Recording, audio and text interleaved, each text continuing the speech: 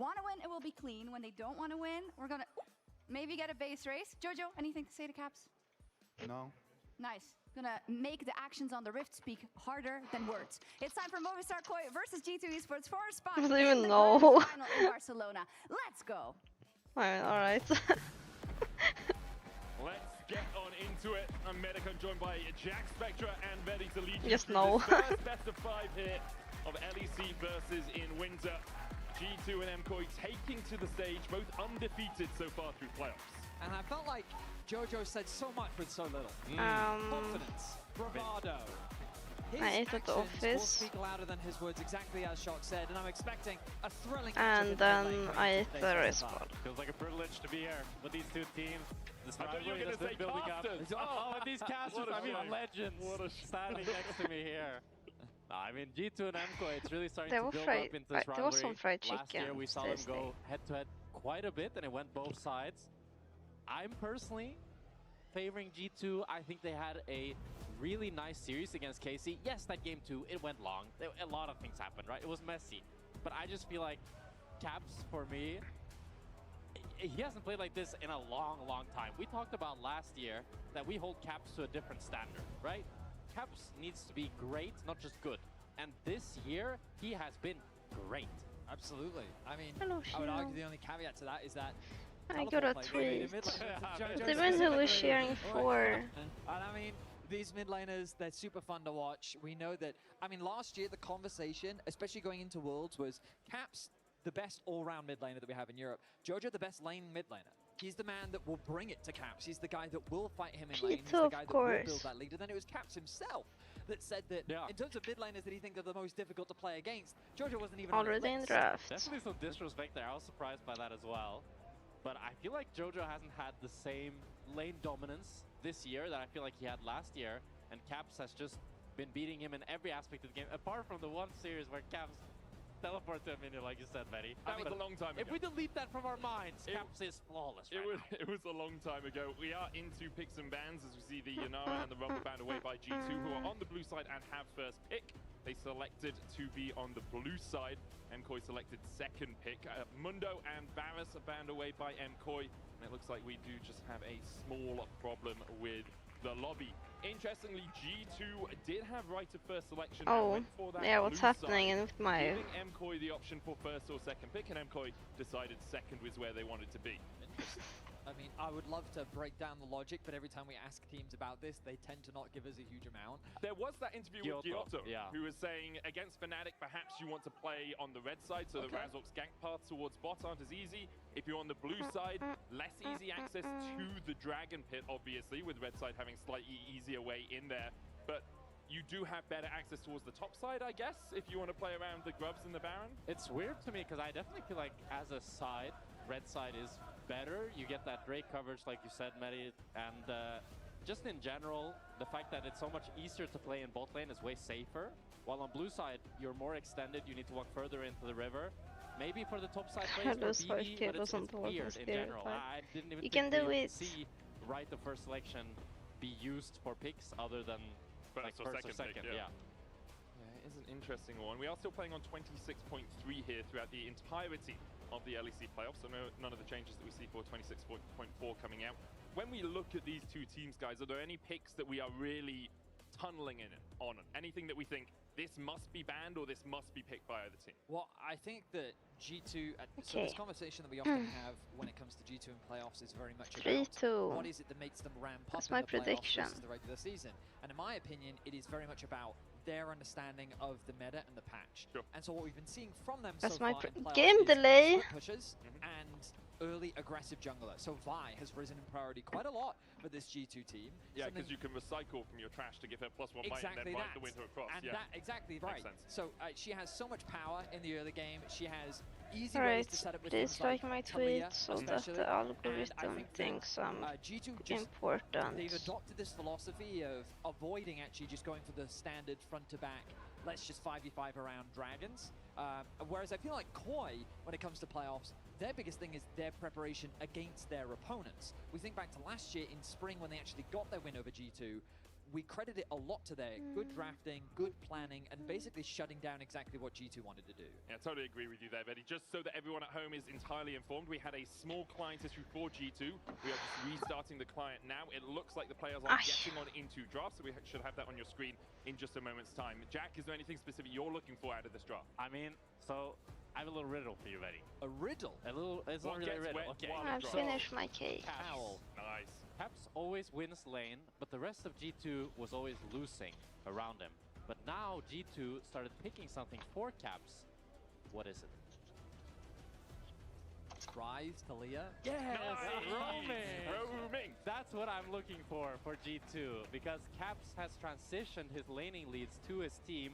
We saw it in the KC series. He played the Rise and the Talia, as you highlighted, Eddie, and he used that pressure to make all his side lanes win. And I think that's the key player for G2 that isn't just about Caps. It's about how does Caps enable the rest of his team to play. Okay, I'm going to say the forbidden words. 2019 G2. Det var en koppel från I'm not Bessa. talking about how many they won, but when they were successful in those good old days, something that Caps loved to do was shadow his split-pushing side laners on things like the Rise, the ability to find those ganks. It worked really well for them and has done throughout the course of G2's and Caps' career. We'll see. Well, guys, that's not a Rise or a Talia. That's an Orianna first here for G2. Something that Dagt has been avidly talking about a lot is it feels like that he is the best at the Orianna into Azir matches specifically. And of course, while Azir is banned, when we talk about JoJo versus Caps, I disagree with Jackson that I think that JoJo still had a fantastic laning phase pretty much for the entire split. Sure. And I think that there's, I mean, statistically you're right, the Caps is the only player that is beating him. But when I watch JoJo and how he plays lane, his ability to find advantages has always impressed me. Now I will admit, assuming that Galio is in the mid lane, I will say it will probably be somewhat challenging for him to build those same type of leads, and I think we can safely assume that Caps is going to be able to get an advantage in the early laning phase. But there's that buy that we were talking about. I think it's a really important pick away, and we saw KOI do this exact same thing against Na'Vi. Can you took away Na'Vi's junglers, limited the pool as well. They ban away the Mundo and the Poppy, and they're basically saying, hey, we know what you want to do, we're going to deny that option from you, and we're going to execute it better than you can. We'll see where G2 decide to go with their next couple of picks. Like to see a jungler here to match up into that Vi.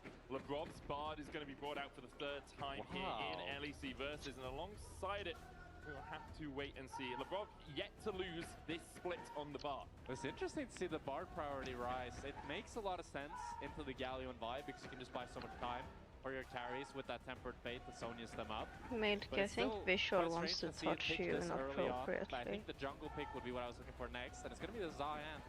Type 1 if you're uncomfortable. Could go up in the top lane as well. And it makes a lot of sense because MKOI are... Yes. Because MKOI are building a full dive comp. So Zayan shouldn't really have to worry about reach so much. You know that both Galio and Vi need to dive in, and that should really suit Zayan's strengths quite a bit. But the advantage of the flex pick is going to be nullified by the fact that G2 are on blue. That is true. Means that they won't be able to hide where this top laner is going. The support response from KOI as well with the Nico, I think, makes a ton of sense. Not only does it further facilitate this full-on teamfight style of play, but also it's great into the Bard during the laning phase. Things like Corki can pair nicely alongside it. If you could also go Kai'Sa, you can go Caitlyn. We know that Super is very proficient on a wide array of champions so far this split. Caitlyn is the one that's immediately coming to my mind. We'll see what the bans end up being. As KOI look to ban away the Cassante, seems like that they are expecting the Zehen in the jungle. I think Kai'Sa would be the pick that I'm looking for Super this game because you have such a telegraphed dive comp. So I would be surprised if G2 don't decide to ban it out. I like the Zahen, even though it's potentially, I mean, it's not really having much flex value. Just because in a lot of the games that we've seen Zahen, we've seen a Zahen that was playing against a lot of range and couldn't really reach. But I think MKOI, they need to double down. You know, they can't try to transition. Can we get that full gap in the chat? They're gonna dive in. And that's when I think the champion should have a lot of value, and we'll see what Skumon can do with it. You look for something like the Ezreal for Super, gives you a little bit of poke, but also can get on towards that backline if your team is going in. The Kai'Sa already removed by G2 makes it tricky for you to have a full dive AD carry. Yunara and Varus banned away, no real surprises there. Two of the highest prio bot laners so far in LEC Versus. When banned, that means G2 are gonna blind pick Zion now. For ADC here, I'm thinking Corki. Corki is the easiest. The thing is, you could go Ezreal. They're and binding it's a not bad top as well. tank. I think Ezreal, Corki both make sense. The thing with Ezreal is a little bit less like DPS later on, and it's a little bit more unreliable, I'd say. While Corki feels like the more safe pickup, but well, Super loves the Ezreal as well. Like, he also does like Corki, but I think if you And Bessa doesn't make much sense with G2 comp. Exactly. Looks very good on Koitin though. Use the Gatling gun. Super's had some great outplays on the Ezreal this split alone, and continues to show that it is one of his Sivir priority perhaps. picks. I think they're Twice gonna in pick LEC Sivir. versus did lose the first Someone matchup, likes but to play across the Sivir. entirety of his career, it is his most played. On the other side, Hans Summer hovering the Draven. Don't really expect to see that picked. Instead, What? the Sivir, And then again, there's something a that does Sion. like it when enemies What? run into her, can use that Crazy. spell shield And to then mitigate some of the damage, Bosha. and then when you have a lot of Are we people gonna in get the an lead, Ricochet is gonna do a huge amount of Bessa. work. Great call on the Sion, Betty. I think the spell shield does have a lot of value here into this Koi lineup. Of course, if you spell Of shield course. via exactly, if you spell shield the Bessa. via ulti, do you still get knocked Oh up? wow! Otherwise, What? you can No see my way! light on the way. Yeah, okay. so it's a bit of skill expression there. I mean, that's a nice Ambessa pickup to get that last pick here. Feels like G2 maybe should have tried to ban it out, as it really solidifies this engage comp from MKOI. But I like what G2 has here. They have I it like very both clear. drafts. Both comps' identities are very clear. You G2, don't they like wanna Koi fight back, drafts? try to have a long fight where Sion can tank up, Sion can stack the passive, and Sivir can get the ricochets, while MKOI, they want to go fast.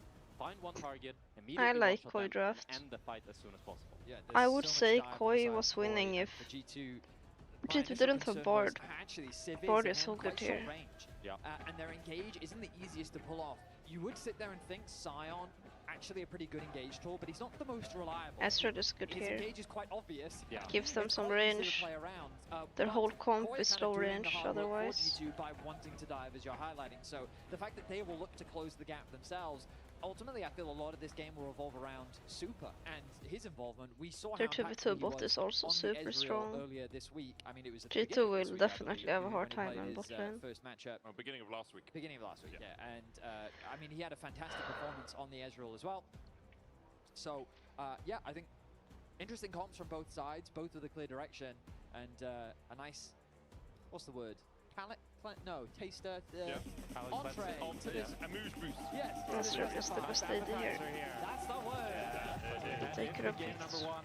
And I want to pick up on what you said, Betty, because it's very interesting.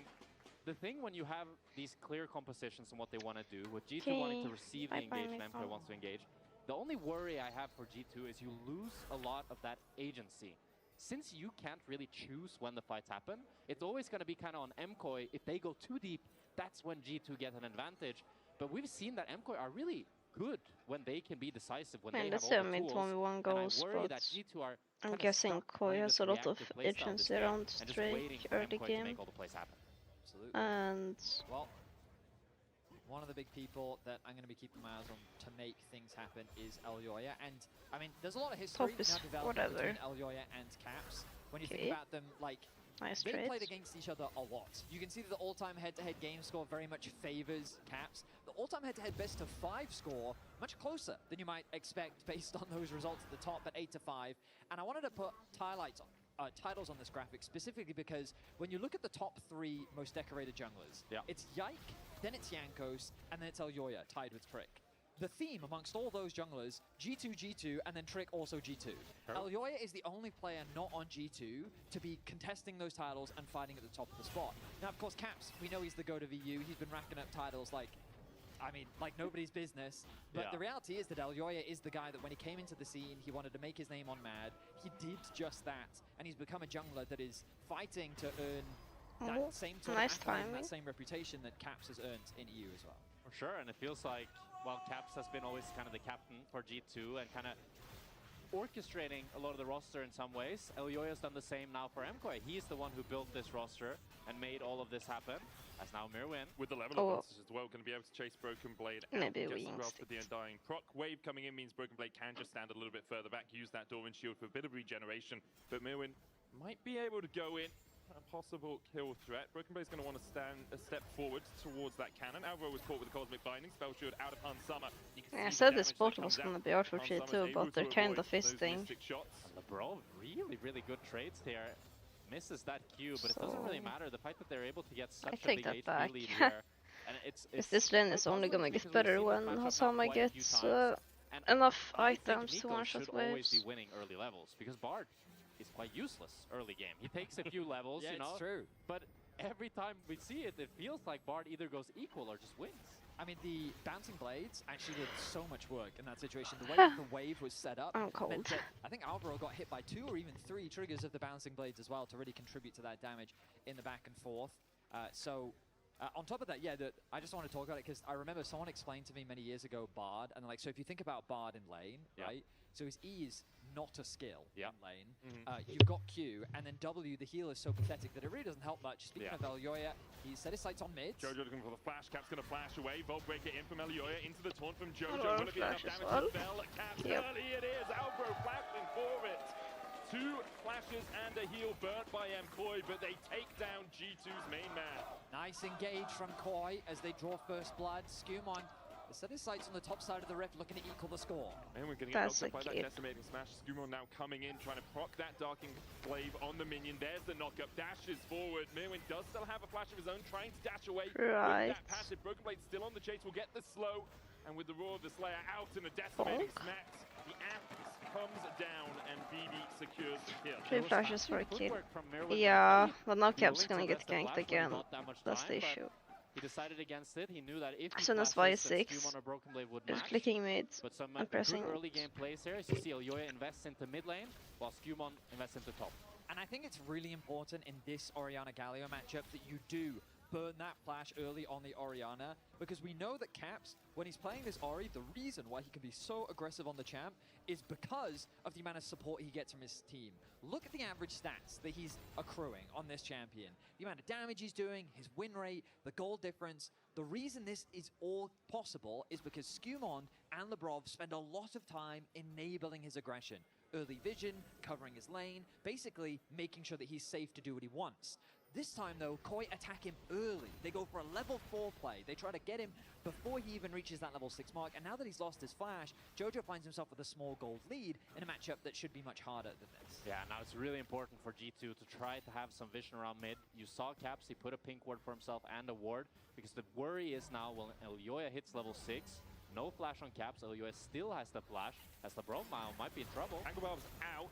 Ball breaker across from Elyoya will catch out LeBron. A magical journey that gets him to safety. That's scary. That was a close one. Outside of lane, the E is a I guess Koi gets straight off that though. Maybe, Very well played maybe, there maybe by not. Labrov to get away to safety, but honestly, even Maybe better not. play from Koi. Something that Finn was talking about on the desk was that he believed in this trio of Elyoya, Jojo, and Alvaro. When you're seeing it happen on the map, a successful gank onto Caps, and then pick onto Labrov, which while it doesn't turn into a kill, puts pressure down and allows the Super to get this push underneath the bot wave.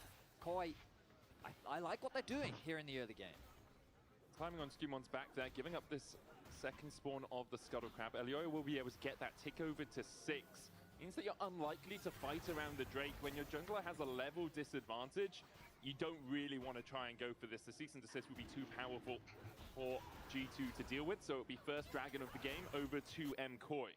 Skumon knows it, so he wants to try to invade the top side here, but Jojo as well is covering for his jungler. Really nice macro play here by Koi. They just That's want to make annoying. sure that Elyoya can get this dragon while not losing any of his topside camps in return. It's also a cover on the gank path for Skumon. I wonder if he was Towards spotted top by try, that. to try and take out Mirwin again. Skumon, though, using the Doesn't ability look to turn like down it. across the wall, will be able to get in and steal away this red while avoiding Oh. the damage. Oh. of Bravo. Oh. Double Oh, counter okay, kill, but wow. still, the auto's coming out of Super with that lethal tempo stacked up enough to take down the Bard. And Supa just catches Labrov off guard. Really nicely played there with the aggression.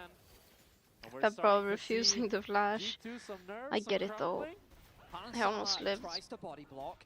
Double heal comes through from the Labrov, and it's still not enough. Beautiful play there from Super to get another kill for Koi.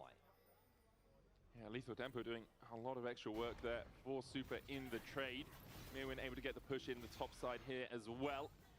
Himself up a plate a little bit earlier on, and MKOI about 1,000 gold up 7 minutes into this game. Grub spawning in 30. Alvaro still only level 5, has only just ticked over to it, but Labrov is only level 4, so we're not going to see ultimates available for a Grubs fight. The farming Cinder early. It looks like Jojo is just going to invest in early tank rather than some of the AP that we've often seen from Galio's. Wants to make sure that he has that magic resistance available to mitigate as much damage that Caps is going to look to throw out. Quare keeping the aggression up. He's looking for an invade of their own here. Yeah, he's prowling around. Might look for Lebrov. Skewmon has been chunked out a little bit. Will heal up from the jungle camps. Gets his level 7. And Neither of the Galio's bot lane is able prio to move easily, but Jojo's already moved from the mid lane doesn't and has that hero's great entrance. for Skewmon and G2. Lebrov need to be so careful because they do not have the backup. Hansama now moving from the bot lane, standing in that bush near the Krugs, but the wave They're is giving pushing that, into him, and this is right? going to be a 4v2 very quickly. G2 back away, the smite out Aura from hits. Alioya will steal away Let me the red. change that. Alioya plus Alvaro, man, they've committed to working together today. They are being as active on the map as possible. Early ganks, early objectives, early invades. Now it's Hansama isolated in the 1v2. I love how slow Koi plays Let me it there. change to They don't rush the in, lowly they wait for sports Jojo to move, setting as well. and they make it look easy, because once you There we go. play it patient enough and you have that numbers advantage, You're there's no looking to outplaying come for back. G2. The pro was made when you Now come back. Broken Blade wants to try to protect the Uh, Scuttle Crab here, also picking depends. up a plant for himself. Try to make Alioya's life a little bit harder, and he sets up the crab. I don't really have any plans for anything Skewmon just right able to now. walk across and secure this one for himself. The grubs are up. The supports are down on the bottom side of the map though. Cosmic Binding short of clipping Super there. He's had a really good early If an offer performance in this comes game as Mirwin comes across to see what Skewmon's doing. Again, the hero's entrance Worth means that Jojo it, can move quicker or from the mid lane. Alioya's on his way If I make a across. team Caps was hovering with some top there. friends, Skewmon I might play. has to be careful. Jojo is here. Caps clearing out the wave in mid is going to start to move across. One grub secured for G2, but the next two will go over to MKOI to get the lion's share of the early But for neutrals now, in I- this game. Bit of a weird I will play there express by all G2 of since you. Caps was hovering both side. I'm not sure why, because Skewmon started up the grubs with the top prio, so it looked like they would be able to get at least 2, maybe even 3.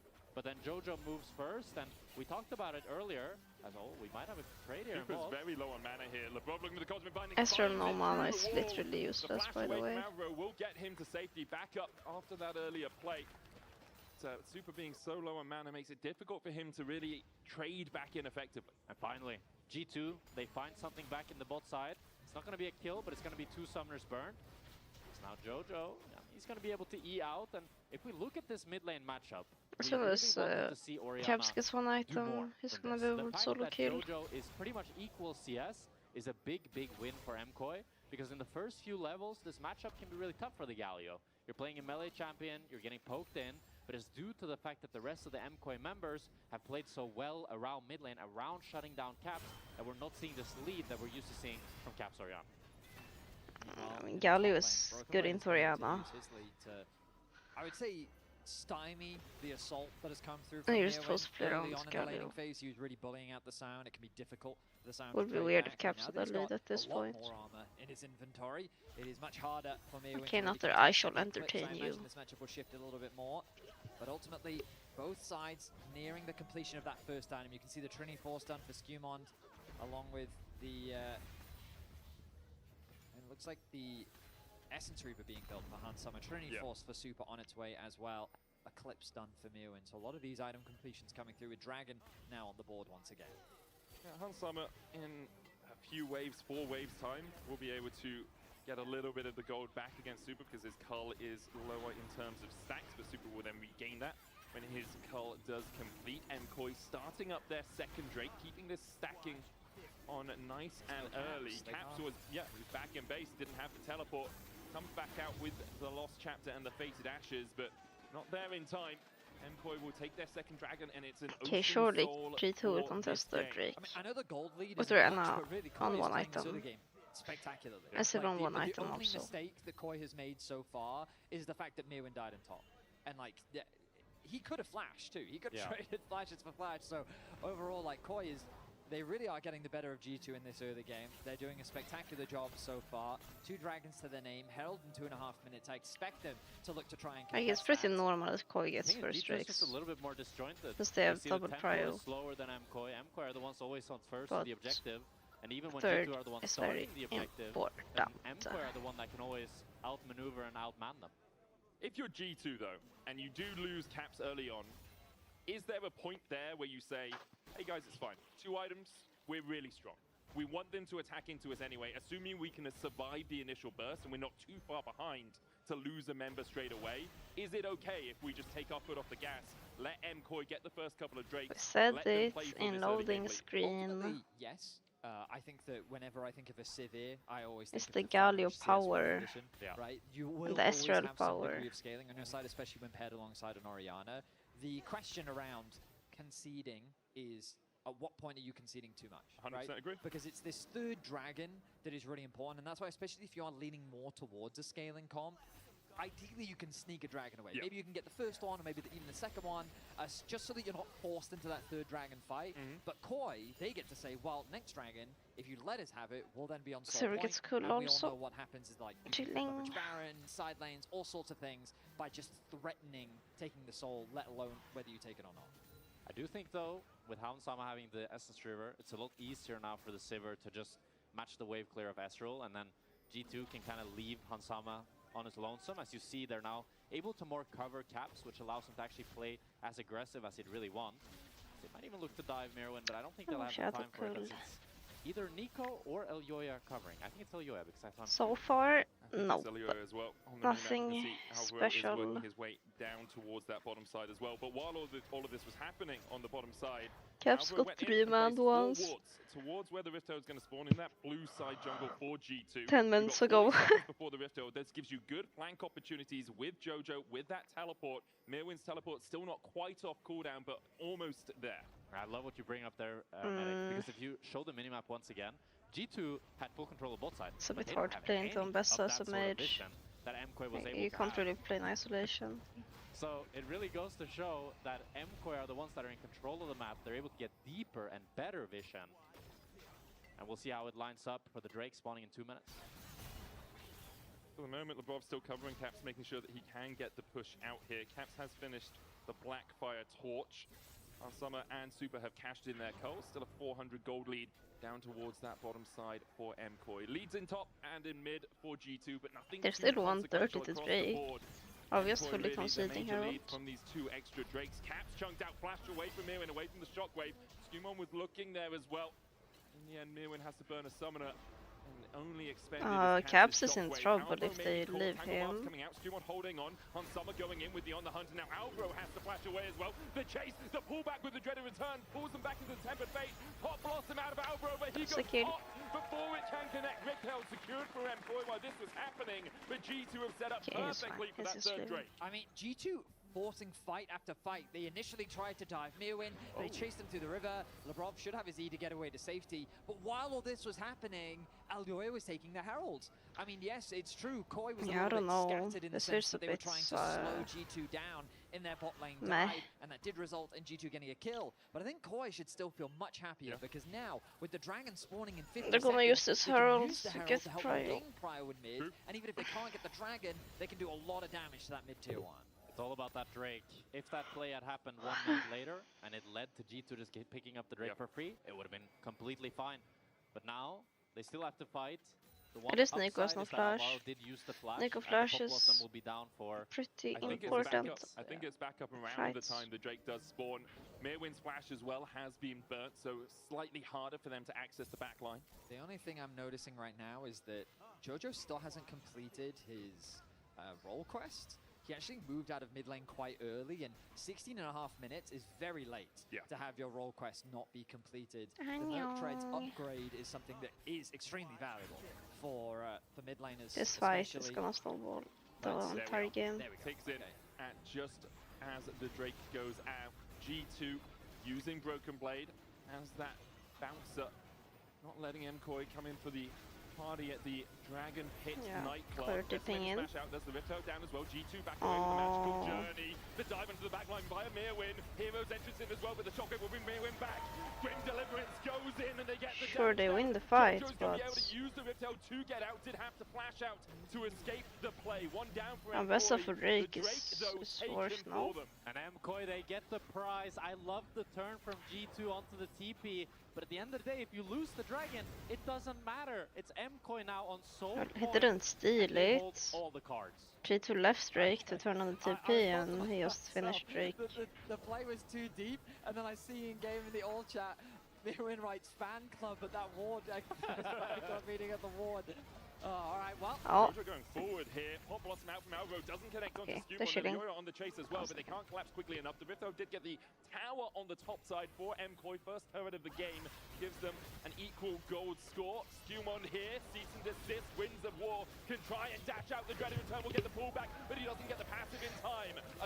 this doesn't look good for G2. The jungle will get him to safety. Super putting tons of damage down onto Hans Summer. Like they have to scale, Just but goes wide. there's 3 Drakes down. I want to go back to that previous fight quickly, just because. Oh, Shockwave.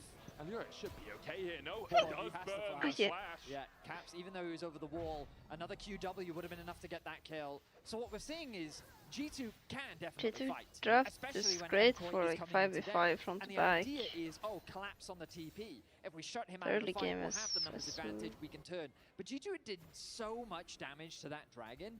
Koi basically just walked in and said, okay, I guess we'll take this, trade it for Mirwin's life, and But at this we'll point, be still, fine with they that. should be able I mean, to Mirwin still has a win. gold lead, he's still perfectly fine on the Ambessa, and now Koi are in a fantastic position. They're very close to second item completions across the board, they're at soul point, and they can use this soul to both threaten Baron, threaten side towers, basically do whatever they want. Well, G2 fighting from a losing position for a long time. Mirwin still no flash, will dash out of the decimating smash. Caps is here, no shockwave for him. The tower low though, Broken Blade can tank it for a while. Public execution doesn't hit onto Caps, he dodges it. BB with the soul furnished shield will They can not meet the go TP for for this. any more. should be able They to don't break have the the damage. turrets. Mirwin is able to escape, doesn't even have to burn the flash, only goes down to half. And that's the TP invested from Caps. It is going to be Broken Blade just basing, opening top here, so not too much minions lost. And Caps is able to pick up the bot tower, but it's not the pick that you really wanted to try to... Because you really want to get a gold lead at this point, to make sure that this Yes, fourth Caps dragon going fight Shadow Flame is not a second. flip, it's not a 50-50. Because if all Ilyoya needs is to get into the pit, and he has a chance... I don't know to if win I the love game on that. his own. Because there's so many Find it really bruisers fascinating. or Both of these HP teams have kept it stackers all on Koi. practically even for the whole Super. game. Ready return's gonna pull him back. The smite down there for the slow as well. Super trying to trade in. A hero's entrance, but Super falls immediately to Skumon and now Hans Summer. Why is Ezreal alone in River? Coming in from the side as well. MKOI trying Well, to good bolster job, their Skumon. defenses, but Super's caught, and Jojo joins him in the grave. And Nash is up. Maybe it's Super's mistake Sonya. might have cost Yeah, MKOI the Sonya game is here, as good it's against 3 versus Koi 5. draft. Ilyoya is not even going to try to enter. Caps might be caught. I say that and then Caps is alone in River. But Well, he has Shockwave flash. knocked back, flash away from the Pop Blossom. Caps has a blast cone to get to, knocked up, blasts away over to the Crub Camp. Elioya Think he's still still looking to chase dead. Baron, still being done by G2 while this happens.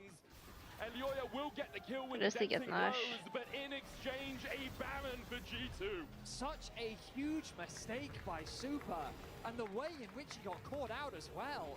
I mean, in the river, isolated. really, I why- wasn't expecting Skumon why is to Jungle already, but alone in he river? recognized his damage. He knew that he could take the 1v1. Look at I mean, this. look back, like, I guess. Hello, Like, what is the police? plan here from Super? I mean, he's just face checking a brush. There's no blue buff for him to Q and steal. Police? He ease away.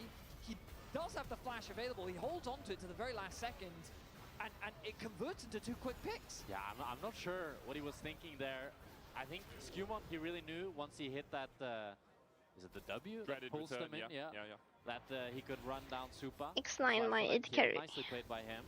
And it is now the Nash for G2, but it's only on 4 members. Yeah, I Caps don't doesn't have it. think that's the most Yeah. consequential part of that last sequence. Yeah, I I mean- agree with you. Just Hans is now 1.3k gold ahead of Super. Yeah. So Imagine the Baron, everything on you've top of the built fact that up, he was able to entire find the launch early in that game, very you get small 3 window, I think he's even Drakes. gotten a plate or You- 2 in mids. Like Infinity Edge It's done, very, Essence Reaver, very he's sitting stable there. We game. talked about the late Then you game threat lose, of the champion lose as well. Nash because He's you're already AD very close carry, to that point. face checks True. in Only River. gets harder and harder for him. Alone. Building towards that LDR. I mean, the one thing that G2 really want to do is try to break this mid tower. But they have to worry about X9. the Soul spawning in 10 seconds. They have control of it, but MKOI trying to face check here with the Doesn't Nico even 12s. sound close, It's going to be a buddy. fight for the Drake. TP coming out from Broken Blade. Mirwin can just stay in top for longer here. You can give up this Drake. It's what getting 3 of them allows you to do. Super just inted. MKOI unlikely to fight this. Just let Mirwin have a bit of free time with that top lane tier 2. Get yourself a little bit more gold on that Ambessa. And I wish there was more bit to is it, that but you that's waste literally G2's it. map. That was like 2 waves where G2 couldn't really pressure on. So Mirwin both gets some gold for himself, and you're not really going to see a whole lot of towers going for G2. I would love for G2 to be able to try to get this mid tower, try to group on it, but I'm not even sure if they have the time for it. As Hansama might be called. Uses the on the hunt, season desist coming out, the smite used as well. Oh, oh, Hansama's caught. oh, yes, And please it's a save. party in the mid lane here for MKOI. And his left Mirwin up does before, join the but party. Jojo tanking the I- tower for a while. LeBron going in with a magical journey. Skewmon has that cultivation of war, has the revive from the passive. Mirwin will fall first. A grim deliverance. Skewmon dives in, pulls back Elioya with the dreaded return, and now MKOI trying to help out. And their that's jungler. The 2 sword return might kills. be enough. Elioya flashes, but there's an unstoppable onslaught of G2 players. Broken It's not blade horrible. joins the That fight. could have been Magical journey in horrible. by LeBron as they look to chase down Super, can't land Cosmic Binding. Skewmon to dreaded return across the wall here, might catch out the edge. Super's playing with fire He here. really is. Oh, Skewmon does so Sahin much is damage in these pretty extended fights, and we're seeing Exodia pick power of the G2 comp on against full 3 melees display. engage comp. Despite Hansama dying super... Elioya. Whoa, how's Elioya? Hey, Where are you going? Executing. Yeah, he's executing. Will Broken Blade flash? No, No, he will not. Couldn't he could have flash Q, you know, recalled that's a somewhere? pure I feel solo like queue he play. could have. Flash queuing there, man. Hey, why not? Wow. Baus would do it. So, Yes. I mean, what a series of events. Koi, they committed to the Hans Yeah. fan club meeting in mid lane, right? Yep. Like, all 5 members Caps on them. Oh, diving okay. this tower. They did the tech that you guys were talking about in draft, where they used the smite to make sure they connected. The Bard ultimate doesn't quite keep them alive, and the combo comes through. Great, but now the re-engage from G2. The rest of the members start to collapse on mid. They turn their attention onto Mirwin. The magical journey helping them keep within range of him. A nice binding connects from Lebrov. Skewmon, the healing that he gets. Watch, he uses the clone from Nico to heal 250 HP. And then he continues on in the extended fight. The rest of Koi Okay. splits apart. And while they do get that initial pick in the extended exchange, it's G2 that walk away the victors. You have to remember, when that Zahen has the passive stacked up, you are getting bonus attack damage for each of the stacks. Well, and it then doubles the bonus when G2 you fully scales stack, you get a because they have huge amount of Silver. extra AD, Anyways. up to 71% at level 18. Silver and And that's something Sahin that's against going to be melees. doing a lot of work for them overall. G2 now with a 3,000 gold lead, Jack. And we saw the AD in that fight. Like, even though Hansama was dead, it didn't feel like they were missing any damage. So that's another threat that MKOI need to worry about. It's not just Hansama, it's Caps, Hansama, and Skewmon that they all really need to have their eye on. The scary thing for Koi is that they just full committed to a dive. They killed the enemy AD carry, but the fight I really need didn't G2 to feel win very quick. close. To be fair, Because they were I- underpowered. No, I mean, I So understand it's that. not I that- understand really that, have to but go to you the have to recognize bathroom. that the game, up until this point, felt like it was Koi. They were doing absolutely everything Who's even right. killing And then that Sion one right mistake now? from Super, Level the 17 entire momentum Sion. shifts. Of course, I picking up don't a think banner your will do level that to 14 you, to but item you can see Ezreal how is at this even level, a tickling single that mistake can guy. be absolutely punishing. And G2 have swung this into a 3k gold lead. Now that doesn't feel monstrous, but you have to look at where that gold's sitting. Hansama has now finished his 3rd item. Skewmon quickly working towards his 3rd as No, well. I will. First time he's ever brought out the Zahen in his pro career. Obviously, he hasn't been out that long, so it doesn't have a huge I will amount of lose time the to have flow played of it, the but game if I it does live. hark back to the good old days I of mean- Skewmon in solo queue. With Viego, I believe, used Yeah. to be his real power pick, alongside the Nunu, of course.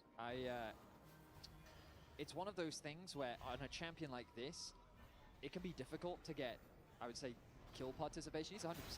He's been involved in absolutely every single kill that G2 has been able to find. And I mean, you've been seeing the damage that he's been doing in these fights. No, I'll We hold have it this high expectation for you damage, but then guys. We're going to look at the post-game damage results, and he's I going mean, to be a one of the jungler bottom will ones. never Yeah, have that much exactly. Okay. And Hansama, I mean, especially Super this game. He's going to Yeah. be queuing Sion so much. I he's like gonna be Koi has to looking take for this that fight. crest. If they don't Super take also this got fight, the they're on endless Drake hunger with from Soul. the Ezreal, something we are seeing more So of is for that Skewmon. extra They're just gonna ability. suffer Yes. now.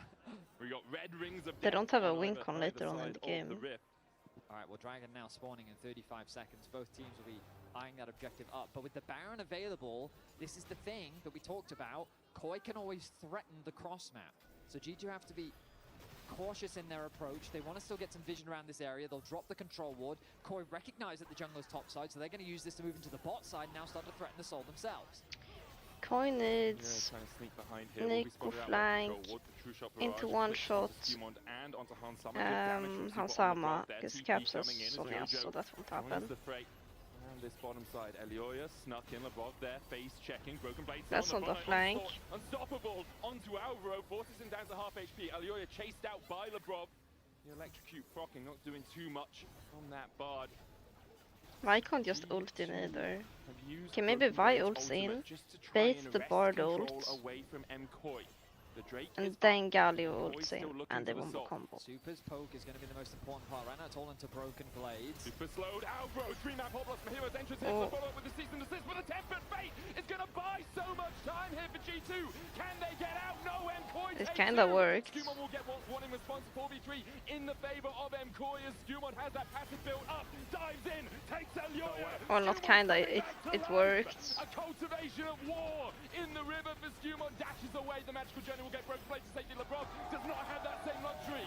The dreaded return brings Super back. Skumon They just layered the combos, so Bard ults didn't have high value. BB trying to trade onto Jojo, will get him. It's pretty well played. Escapes a 5-for-4 in favor of MKOI. Did they even get Drake though? Can Mirwin solo Drake fast enough? Caps has TP.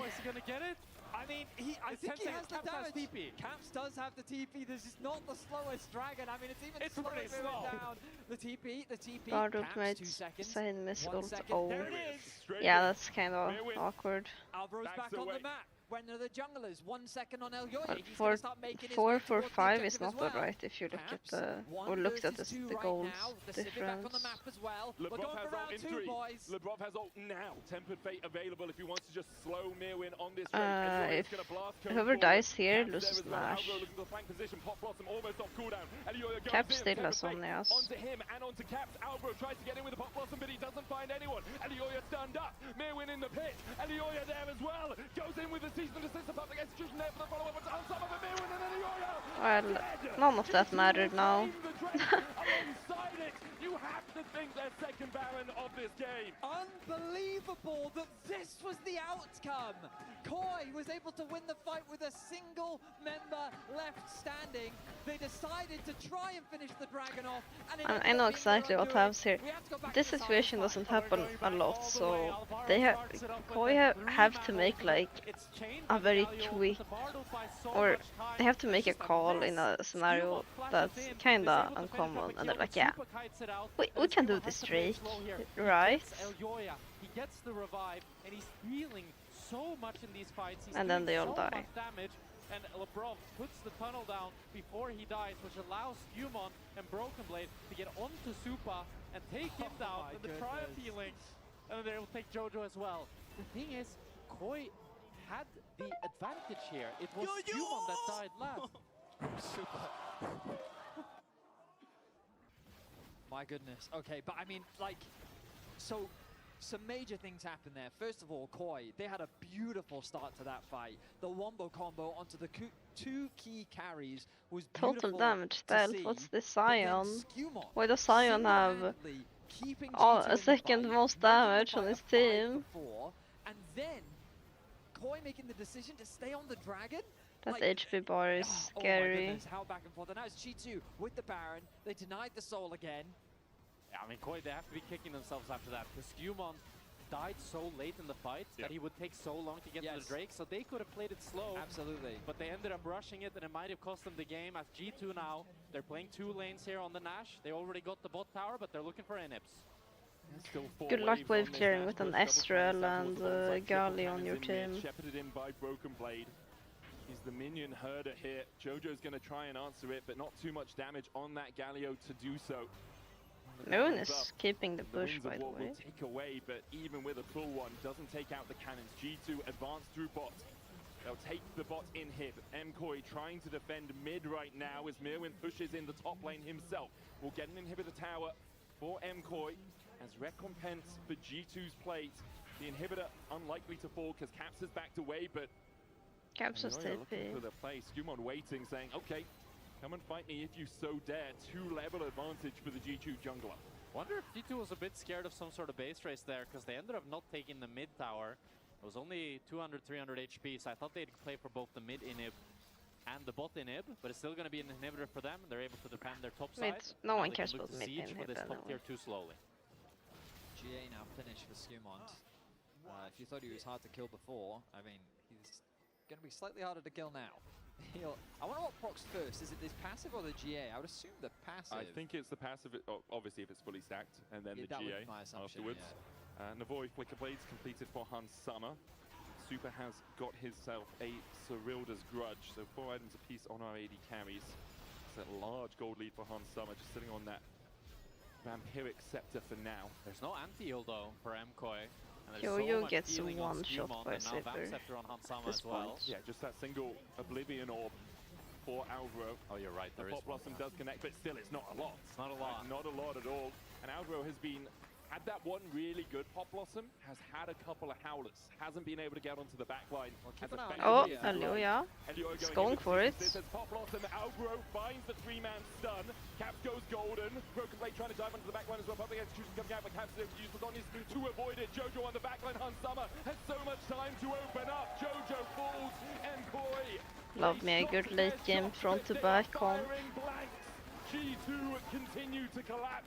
There's the passive. The GG. cultivation of war out of Skewmon, but G2 with 5 can just neglect Super and Alvaro, can leave them in their fountains. They don't want to, they'll chase Alright, them out. you know what The I'm Nexus going to do. towers fall as Be right G2 back. take game 1 of this Be best right of 5. back. And G2, they weathered the storm. They kited them back. They played it slow.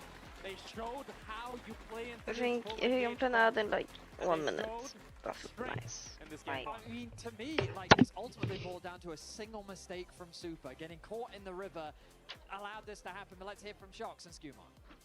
Skewmon, is the hand overpowered or are you overpowered? I think Champ is kind of OP. I don't know like how I managed to like survive that long on that Drake fight, but yeah, I mean I think my Champ is a bit OP. Yeah. Finn seems to think that you should have built Sterax or Death's Dance instead of Endless Hunger. What do you have to say about that? Yeah, I mean probably in hindsight, like they don't have that much CC, and like most of the time they will never go on me, so I don't really care about their CC. So I think yeah, like more defensive item would have been probably better. But it worked out anyway. I'll let you go to your team. A lot of games still to go. I'll go over to the desk. You heard it. You're right, Finn, but damn, that was crazy. Sure, on the paper I'm right, but off the paper, like he popped off in those fights. Those endless hunger stacks that he got from killing people give so much value. So I don't know if I'm right, because he really showed up. It's true. The sheer amount of ability haste and the performance there is going to have people in solo queue building that item no matter what, which they probably were doing anyway. But it's kind of scary when you're already that dominant and your only takeaway is, okay, 1 item difference, and then we're all good, perfect performance. I want to talk about dominoes. You want The to talk about? dominoes fought, because we were watching this game, right? And MKOI is in control for the most part. Supa has an unfortunate moment. And when we watched it, we said it might actually not lead to too much, because they still have Soul coming up. They still have probably positioning. They still are ahead. So how did the dominoes start to fall? I mean, it just came down to MKOI played an amazing early game. Kinda, I'm not gonna say Navi-esque, but the fact that they beat Navi so hard and now playing the same kind of playstyle, play bot push, secure mid push, stack those dragons. But you have to see the plan through. You can't skip steps, you can't mess up right before the 4th dragon, because that is your slam dunk. That is when the final domino falls and you get that soul, that's when you win the game. But the fact that Super gets caught out there, super unfortunate. And yeah, we can roll the clips out And later. that is the most glaring moment where it Yeah. feels like this big mistake, because you have to understand that this MKOI composition always has creative playmaking angles, but it's kind of on a timer, because you see how Zehen very quickly starts to feel like Thanos in these team fights, even if he's building Endless Hunger. Yeah, I mean that's the thing, right? When you get that extra kill on the hand, it gives you that extra juice that you need to go crazy in these fights, and they just didn't have any options, because sure, if you dive to other people, Zehen will just kill the rest, and if you dive to Zehen, well, he can buffer that CC with his ult and just kind of ignore your engage, and then suddenly you have a Caps, Orianna, and a Hans Sama Sivir that hits you. So it was a tough moment to be in for MKOI. I think this engage was amazing, and if they make a little bit better decisions here, maybe Miran pushes out bot, they wait for the Vi to come back, and then they start this dragon, it would look differently. And it's credit to MKOI that they were able to find these angles, because you get later into the game, if you're fighting these grouped up 5v5s, it's really hard to pull off this MKOI composition. Yes, you have Vi and Bessa. Last year we would say GG draft over, but they had a Bard. They had a Sivir with a spell shield. It is so hard for them to actually find a target that they want to go onto. You ult that Zehen, he's jumping right in on top of you and he's beating the hell out of you. There weren't good choices. They still found good angles, but it is that single misstep that's going to haunt them, because if you're playing that game with an Ocean Soul, a lot of the struggles in late game just get so much easier. I also think context matters a lot. Supa gave an interview at the beginning of the year where he said that he didn't feel like he played his best at Worlds. We had the debacle a couple of times with was he in shop or whatever, he was not paying attention or whatever it was, he was out of position a few times, right? And I think when I say that because I watched a video they released before the playoffs where they said, we want to be really tight on these mistakes, we do not want to make these mistakes as a team, right? And I don't want to put it on someone, just one person. I want to come back to what you said, Finn. They have so much discipline in the early game. They do everything correct, but then they throw it away. Yeah, I mean, Supa will beat himself up, but knowing Supa, he played so well with too the in the confidence he has, sometimes you will have these moments. You can't have it both. You can't have a player that always steps up, look for these 1-1 plays, and never makes a misstep like this. True. I mean, it's all about how he bounce back. Yeah, the aggressive arcane shifts forward we saw in the jungle fight. We saw the bot lane play where he went on in Labrov. This is the good side of Supa aggression. Tempered. And this wasn't a play where he made like an over-aggressive move or underestimated his damage. It was just messy. It was just bad. And so I don't want the takeaway for him to be, I need to back off, I need to play more passive. No, he was pushing his limits super well in the early stages of the game. He just got greedy, I feel like wasn't focused in that moment, and it cost him dearly. But if we can't, I want to talk about the draft, because I think there's something that's going to come up more and more as we go further in this series, because MKOI very clearly had a game plan. You highlighted it. We talk about the dive composition overall. We see the Zehen on the opposite side, and picking this Zehen has a price for G2. Caps got no support in the early game. MKOI were able to focus him, and that's something that they can try to repeat. The downside is, if MKOI draft another composition like this, in a situation where Skewmon is going to I'm praying for a 3-0. It's going to do it quite so simply. They need to be clean, because the Zehen didn't get to participate much. He's stealing red while Ilya's taking dragon. He's not really ganking mid. He doesn't do anything, and then suddenly he's unkillable. He's unstoppable because of that small mistake. So I really want to see if MKOI keep focusing mid lane, or if they're going to try something similar for Ilya, where he gets to play selfishly. Yeah, it makes sense, because we were also watching that with like a feeling of impending doom, right? When it started tilting a little bit strength in to the pass favor my of G2, or exam. maybe it was equal, because you think I don't they have any so many reps strength. in I this can't exact give you. situation with Capson or Orianna, like not even counting the fact that Zehen was going in overdrive. And yeah, you just have to be more exact than you have to be against probably any other team in LEC. Yeah. And I also want to highlight something that early game, as we see here in the stats, Tomorrow. look how much Elyoya and Alvaro was playing. I felt like that was kind of disappearing throughout the end. There's no game when tomorrow. You're always on the same page with your support and jungle, every play becomes so simple. But when people start making solo plays, that's exactly when MKOI were starting to kind of lose their touch a little bit. So I want to see MKOI come in with the same discipline they had in the early game and make sure in every single play there's 5 players. Every single time a play happens, everyone has a job. And I feel like when they lose touch of that mindset, that's when things go wrong for them. So looking back, cycling ahead, I'm predicting looking for next game, there's they need content to find their games. unity again. I'm hoping there's no content games. If Alvaro and Elyoya is involved in their plays, they look like the better team. Yeah, I think so too. There won't be a Zehen. That's a big one. And also the fact that this is a lesson learned, and this is a best of 5. I do think Movistar KOI is a team that has resilience.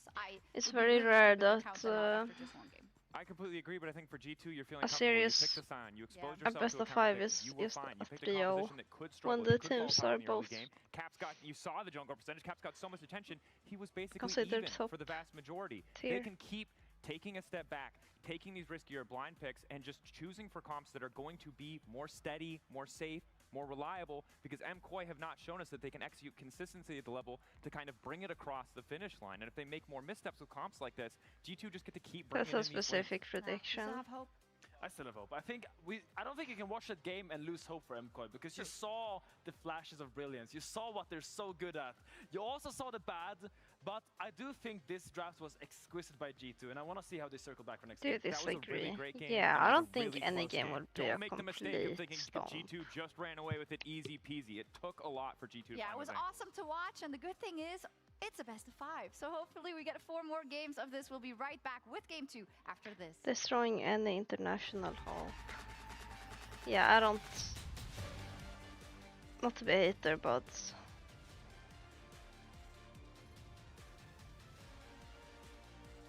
And SK looks a bit stronger. From the barely nothing I've watched.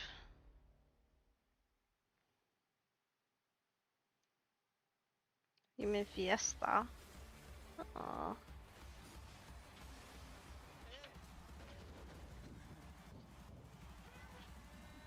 This one was a bit Fiesta, I think.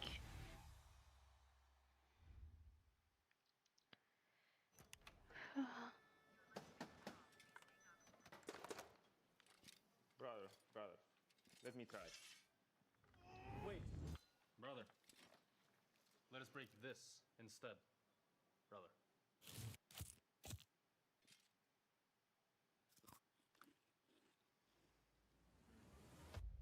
Have a break. Have a Kit Kat. What is this, brother? Down one beat. T1 now. Think KC will win.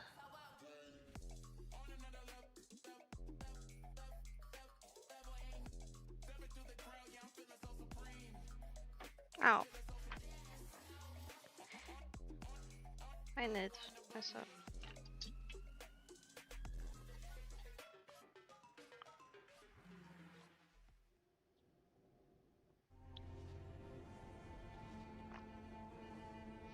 So many people hated this ad that they now show the face. I'm your champion. Welcome to my shop. It looks a bit rushed. Choose wisely, because every upgrade brings you closer to the next level. So tell me, how will you level up?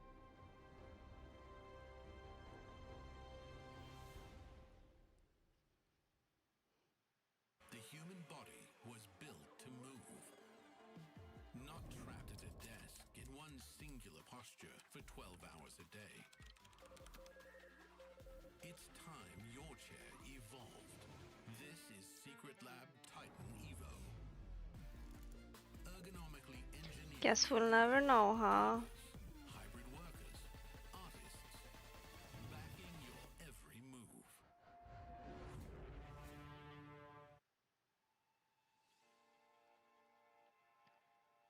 Ay.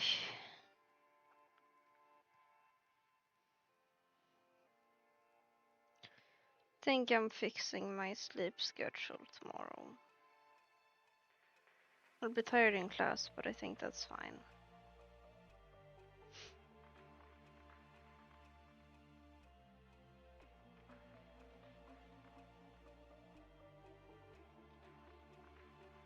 Yeah, because there's no cool streams for a few days.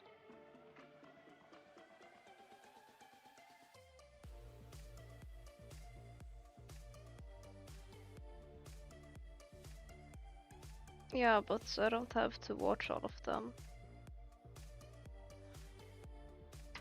I can just go stream one or two if I want.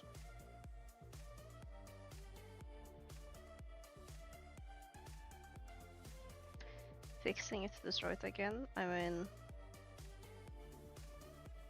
there's no reason to not have a few days of normal sleep.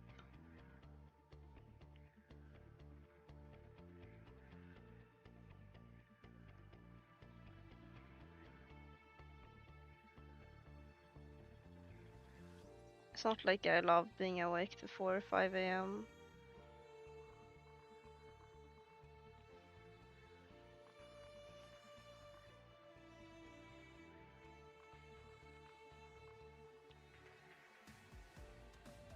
Going to bed at like 3 is pretty ideal.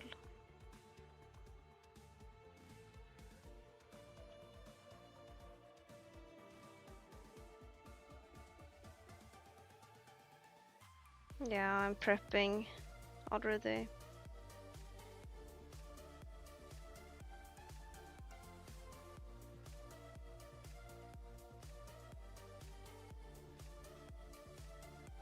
First time would have been Brazil. What's the Brazil time zone?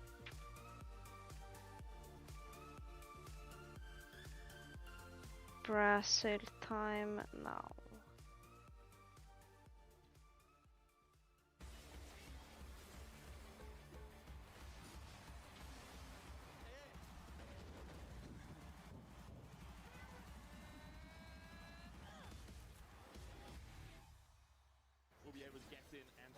Brazil has 4 time zones, according to Google.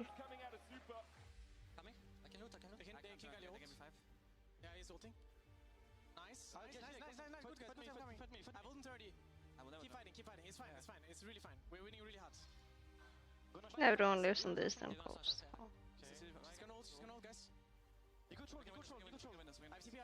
Kill my shield, do smite. Kill my Buy first. Nice. I'll come for the smite. Nice. Go Baron. And as we watch the defining fight, or one of the defining fights from the first game, the question for MKOI is, can they bounce back in game 2? Obviously, we're in Fearless. We're going to see the most fearless. What does it mean when it says EM? At least to game 4. We have had Does that mean AM? 3-game series so far here in LEC Versus 2. I think 3. Oh no, yeah, 3. We had 3. Yesterday was back-to-back 3-game series. Yeah. I will say, I was kind of casting a different League of Legends IP yesterday, so didn't manage to catch up on all of the games, especially considering none of those teams are playing today. True. Yeah. What I will say is I very much agree with Finn that I would not lose hope in quite at all. Yeah. It felt like My phone is a just single mistake Swedish. from Super put them in a much worse position.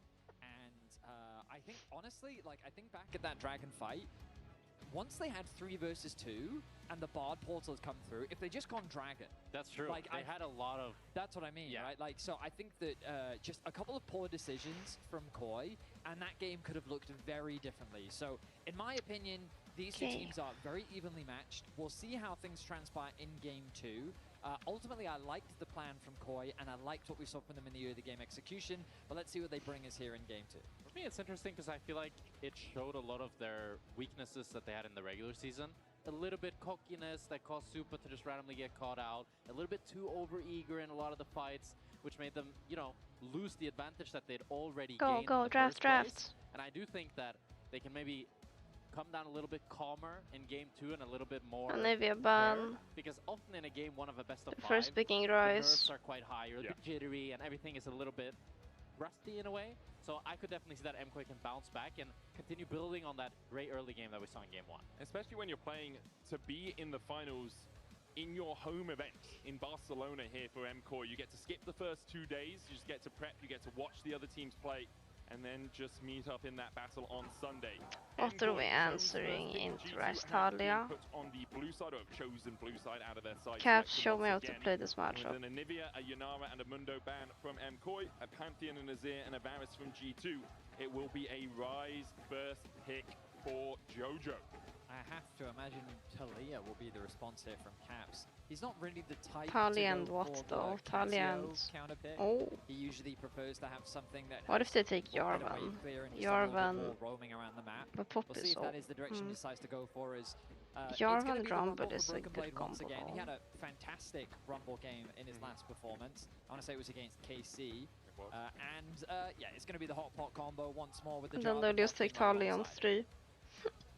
What type of hot pot is it going to be? Is it going to be spicy, or is it going to be one of those more, just a few Now we herbs in answer Sin Sao, They get far enough perhaps. ahead of Mirwin, when Mirwin does have a counter pick on this Rumble to really get those that water bubbling. Sin Sao and likely to look towards their jungler, with G2 having already selected theirs. Can also pick top yeah, as an Orn's answer good to in. this Rumble. Don't need to reveal anything on the bottom side of the map as of yet. This time they're putting Mirwin on the tank. It's been kind of tried and true tested. What other method jungler for can even MKOI pick recently. here? Just putting Mirwin more on this scaling safe pick, and it allows then Elyoya to play a little bit more of a carry. And we'll see Sin what Sao he is has not into great here, G2 but lineup, it's but no. standard. MKOI, they go for the ADC, they go Okay. for the Caitlyn. Interesting. So they get some ability into the Jarvan. The one kind of downside of playing Caitlyn into Jarvan is that as Caitlyn, you really want to be playing very far up in the lane. You want to push tower, and Jarvan's a great ganker. So Skewmon this game, I would love They to have see him staked try to do Talia. some proactive plays early game around the bot side, because most Otherwise, likely Caitlyn will Hansan and just LeBron are going to be playing take over the game But with with the Rise on pick, roams. MKOI can also say, yeah, let's just send Elioa down towards that bottom But side. ADs One are can up, survive let's on get its into own. Mirwin's Caitlyn. played it twice this Jhin, split, has but only Jhin is died not good once. here. 26 KDA, 100% win rate on the pick against Vitality and Na'Vi. Jinx, but Vitalia Jinx locked in. not good You say here. Betty, not the Casio there for Caps, and we move into the second phase of bans. I do like the idea of trying to get push through your bot side, knowing you're going to be receiving quite a lot of pressure. They banned Elise. Okay. Elise Caitlyn? But yeah, they're worried about that all-in combo. Varus I wanted to is say Jin banned. for Hansama, but he's not really a Jin player. And also into Ornn, I don't know if I love it. It seems that, okay, well, Koi is still worried about it, so they're What going to ban do it you away. I mean, Jin would be the best pick by far, so you have the right Go instincts there, 6 for sure. now. And I Here's do think though with triple the game 1, Ash. yeah, I think Corki, Yeah, They look also at Ash can Seraphine now. feels laning phase pretty hard. I would say Sivir, but Sivir he already picked in game 1. Ash Jinx, Seraphine, that maybe? might be their only Jinx, option. We saw I'm it not gonna played lie. by Carsey. The thing is quite The only losing good lane, but they option. do kind of scale. But Koi should know that. Ash is decent, yeah. They could do an Ashe Seraphine bot lane. I don't think could that's see terrible. That. I could see that. Zaya Rakan. Could also do that. That's very G2. Yeah. Pretty hard lane though. A very difficult lane, 100%, but you know you're going to get pressure anyway. Like, the Rakan obviously doesn't do a huge amount early game. You only have to pick Caster. pick support. Casters here also for realized G2. it. The Nami ban by MKOI. Kind of targeting both Corki Nami and Lucian Nami there. And just removing some sustain. They have to go Ash Seraphine. The thing is, there's so many range supports taken out because both the Bard and the Nico were played in game 1 and now 3 range supports ban. So you're saying Zeri Yumi is what we should look at? Or Ash Seraphine. Kalista Renata. Yeah, they're going for it. Good call on that, Betty. We'll see what G2 wants And to put the Koi alongside. It's cannot really steal the dictated Seraphine. by If what they support steal Seraphine, they're gonna decide to do. face That would be great. Not Yanan would did, Betty. Not something Well, I mean, I always disgusting, think of I'm the sure. 2022 Worlds, the Deft bot lane. Oh, I So forgot myself about Deft. yeah, Seryum is probably the worst thing they could I pick. know, It's a that's why hybrid it's bad. support. Yeah, What support is it gonna be? my bad. That's on me. Alright, what's Koi gonna go for the jungle? It's looking like a Xin Zhao. So, a very stock standard front to back from Koi. Well, the caster is I kinda stupid just then. prefer G2's front to back though. Yeah, the carries I feel don't like swap that it just games. kind of has more options. I feel like it's really hard for Ryze to play into this draft. Like you've got the long range. Swapping from the skins Ashe, if the you pull minute from the carries Talia, and then when you get into self-griefing. like the ulti from They the are Rumble stealing can do it. a lot. It's a Braum, no? KG2, I mean, they show me take what you away got. The Seraphine Nautilus from the instead? Ashe. Okay. I mean, I understand the takeaway, but I feel like Braum here, although you are ceding a lot of lane pressure, Braum into Ornn, into Seraphine, even into Xin Zhao when he's jumping forward, you get those But concussive isn't blows Braum on. just kind of miserable into range sports and Oh, chat? 100%, It's a yeah, pretty tough but Braum is matchup. really strong at the moment. good Blitz in- is not good I into feel like Ornn it's because the he can bias just here. tank your I mean, Q if and you look at W the it. top side, 26 points? It was 26.3, you're right. Sorry, Jack, we totally interrupted. Miss one Q in lane and you are gonna Totally suffer. interrupted. It's all Jack, good. give us the actual I analysis. mean, Braum is Nautilus pretty can rough just into the bot lane matchup, flash I out should say, though. Betty, but it is good into the top side. But I think the Or Nautilus, just press I mean, R. Nautilus Talia, really good combo, Easier to and play. it gives a little bit more engage, and it also doesn't give too much like cleanse or Merc Treads value because Nautilus doesn't really have any CC that you can do much against.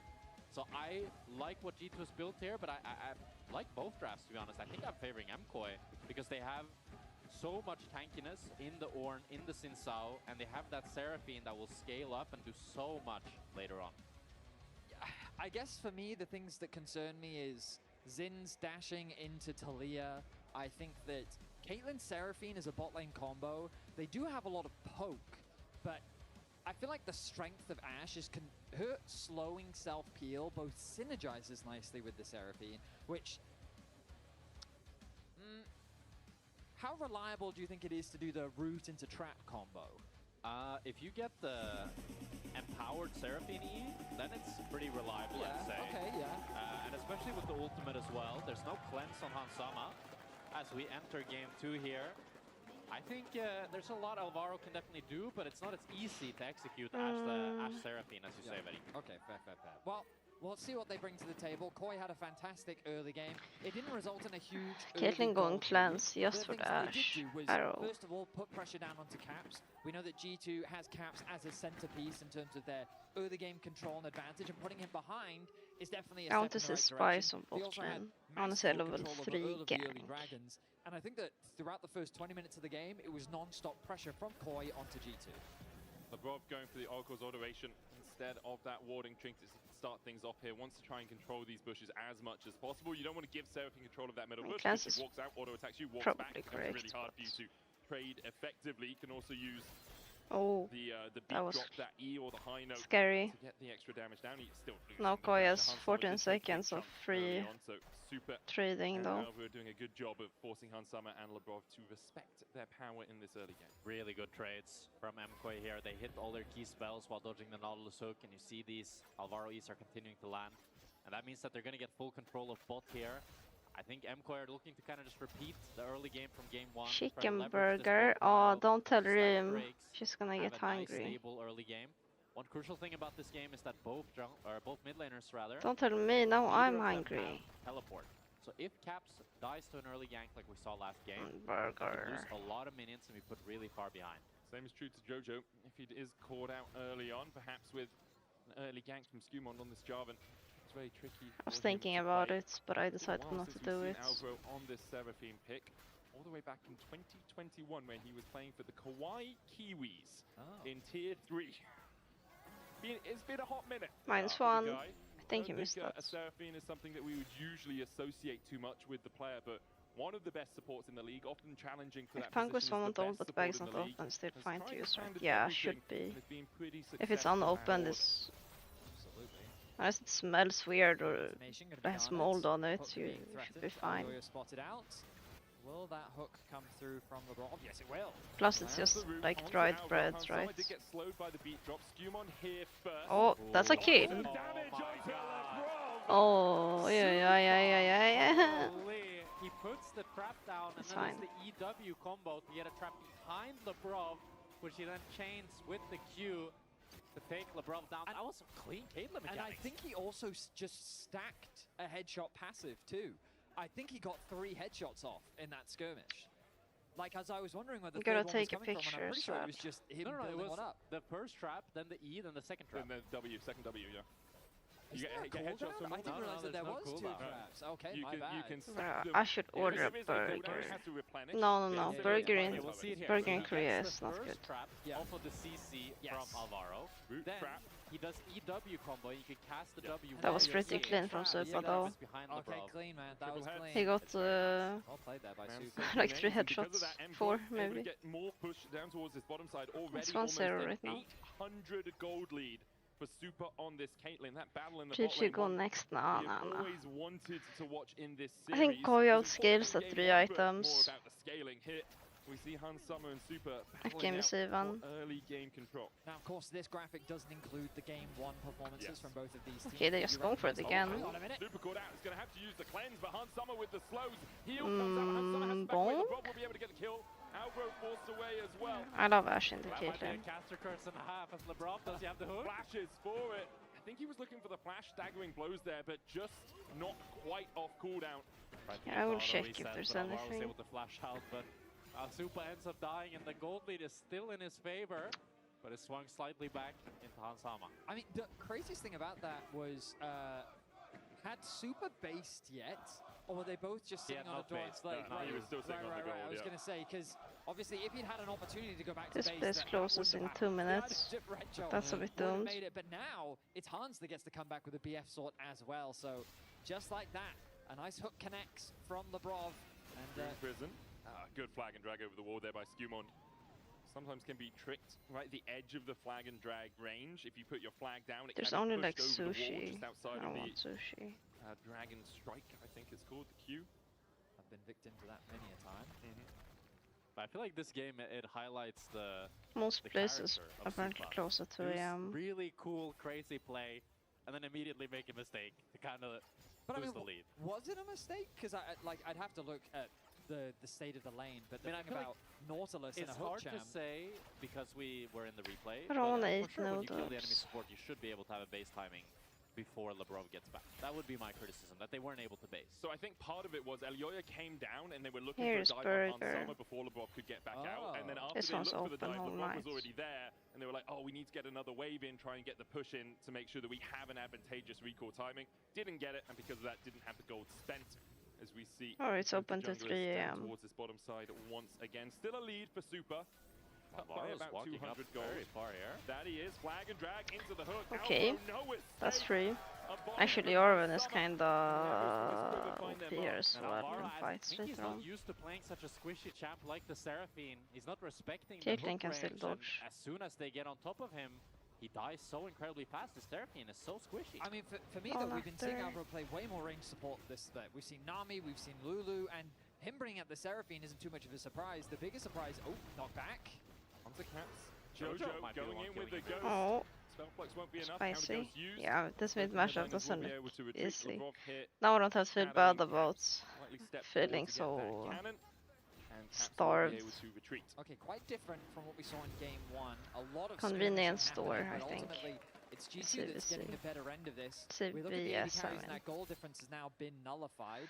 Hansama getting a kill for himself onto Alvaro. And really the thing is, to me, is that like, he's not respecting the Jarvan in that play. I guess he really wasn't expecting the Jarvan to just come over the wall and all in him. Yeah. Because the chain combo CC, like I mean, it's ruthless. You guys mentioned the teleports not being on these mid laners early on. Lavrov stays around to hold the wave for Caps. We saw Jojo actually stopping his recall, deciding now he is going to complete it, but doesn't have the option just to TP back into the lane to reset that wave state. So he's going to lose some of the wave. Hansama still has flash. That's a kill now. Oh! The hook going between Still the a kill, uprights, but no? Alvaro, without flash and only with a heal, will be spotted out. Easy. Focus from Hansama is enough to secure the kill.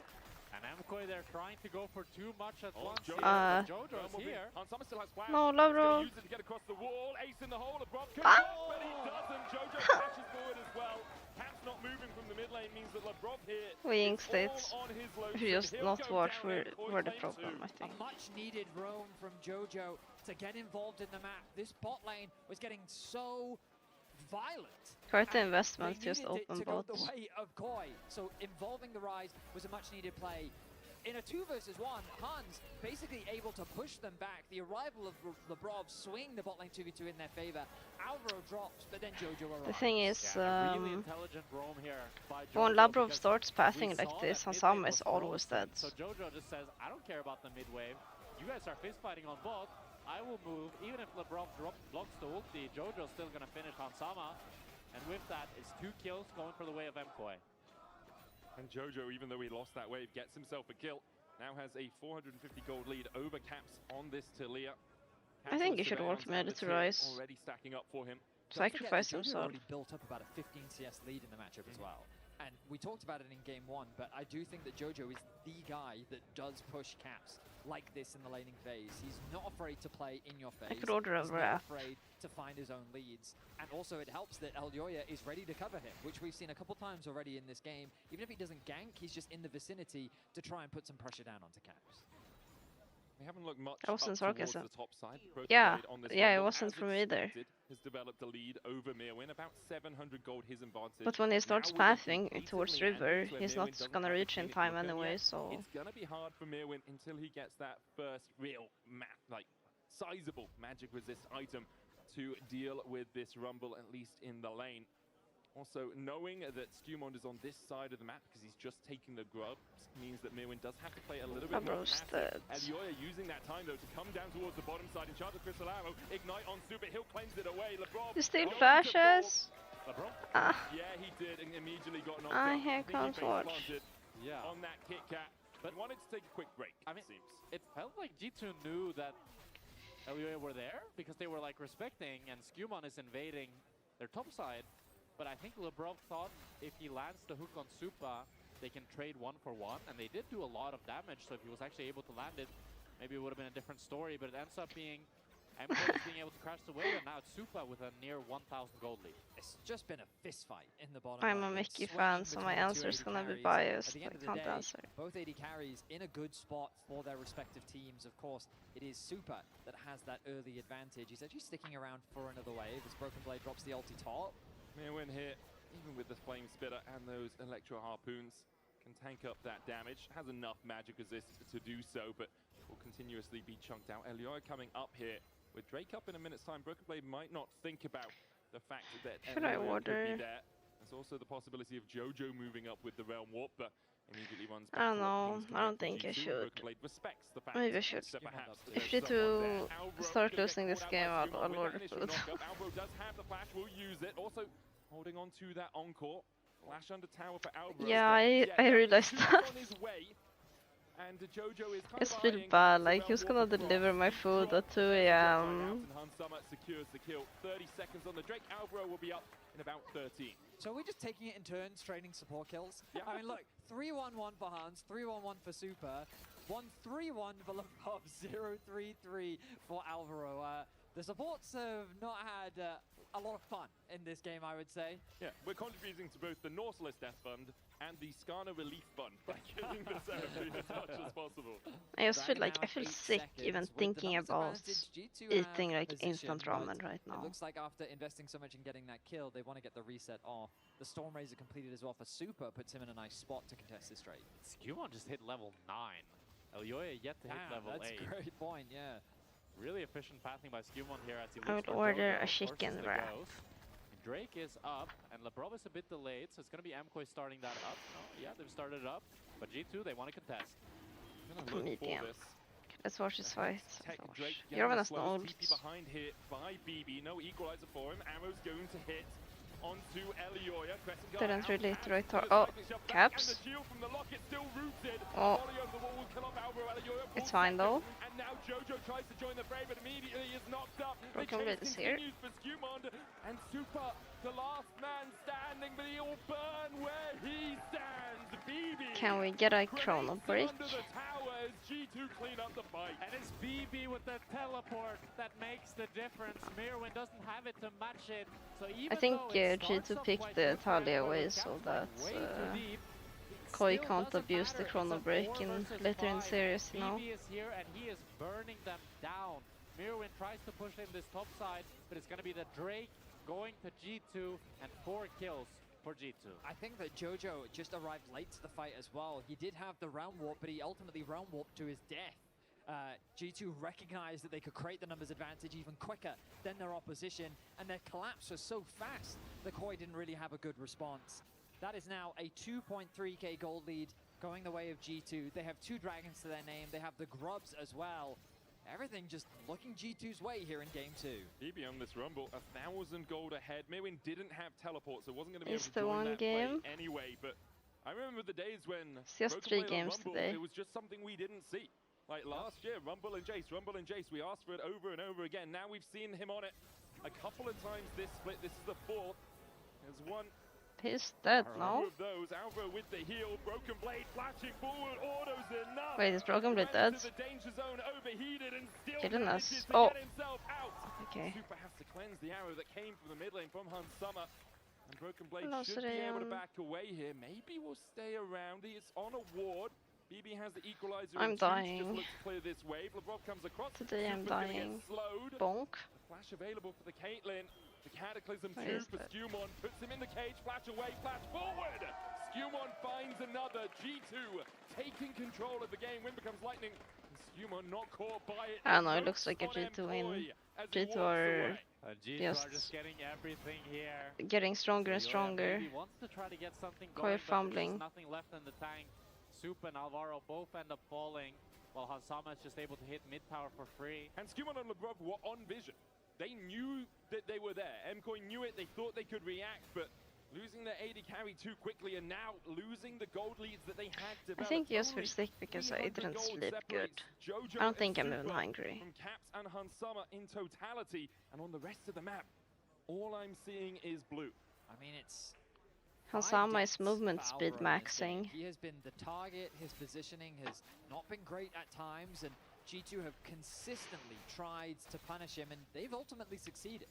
I mean, Alvaro was worth 120 gold in that last step, so he's not having the greatest game thus far, and it's just the problem when you fall behind on this Enchanter support. Yeah. You have so little levels, you have so little resistances, so it's so easy to just continue getting farmed and killed on repeat.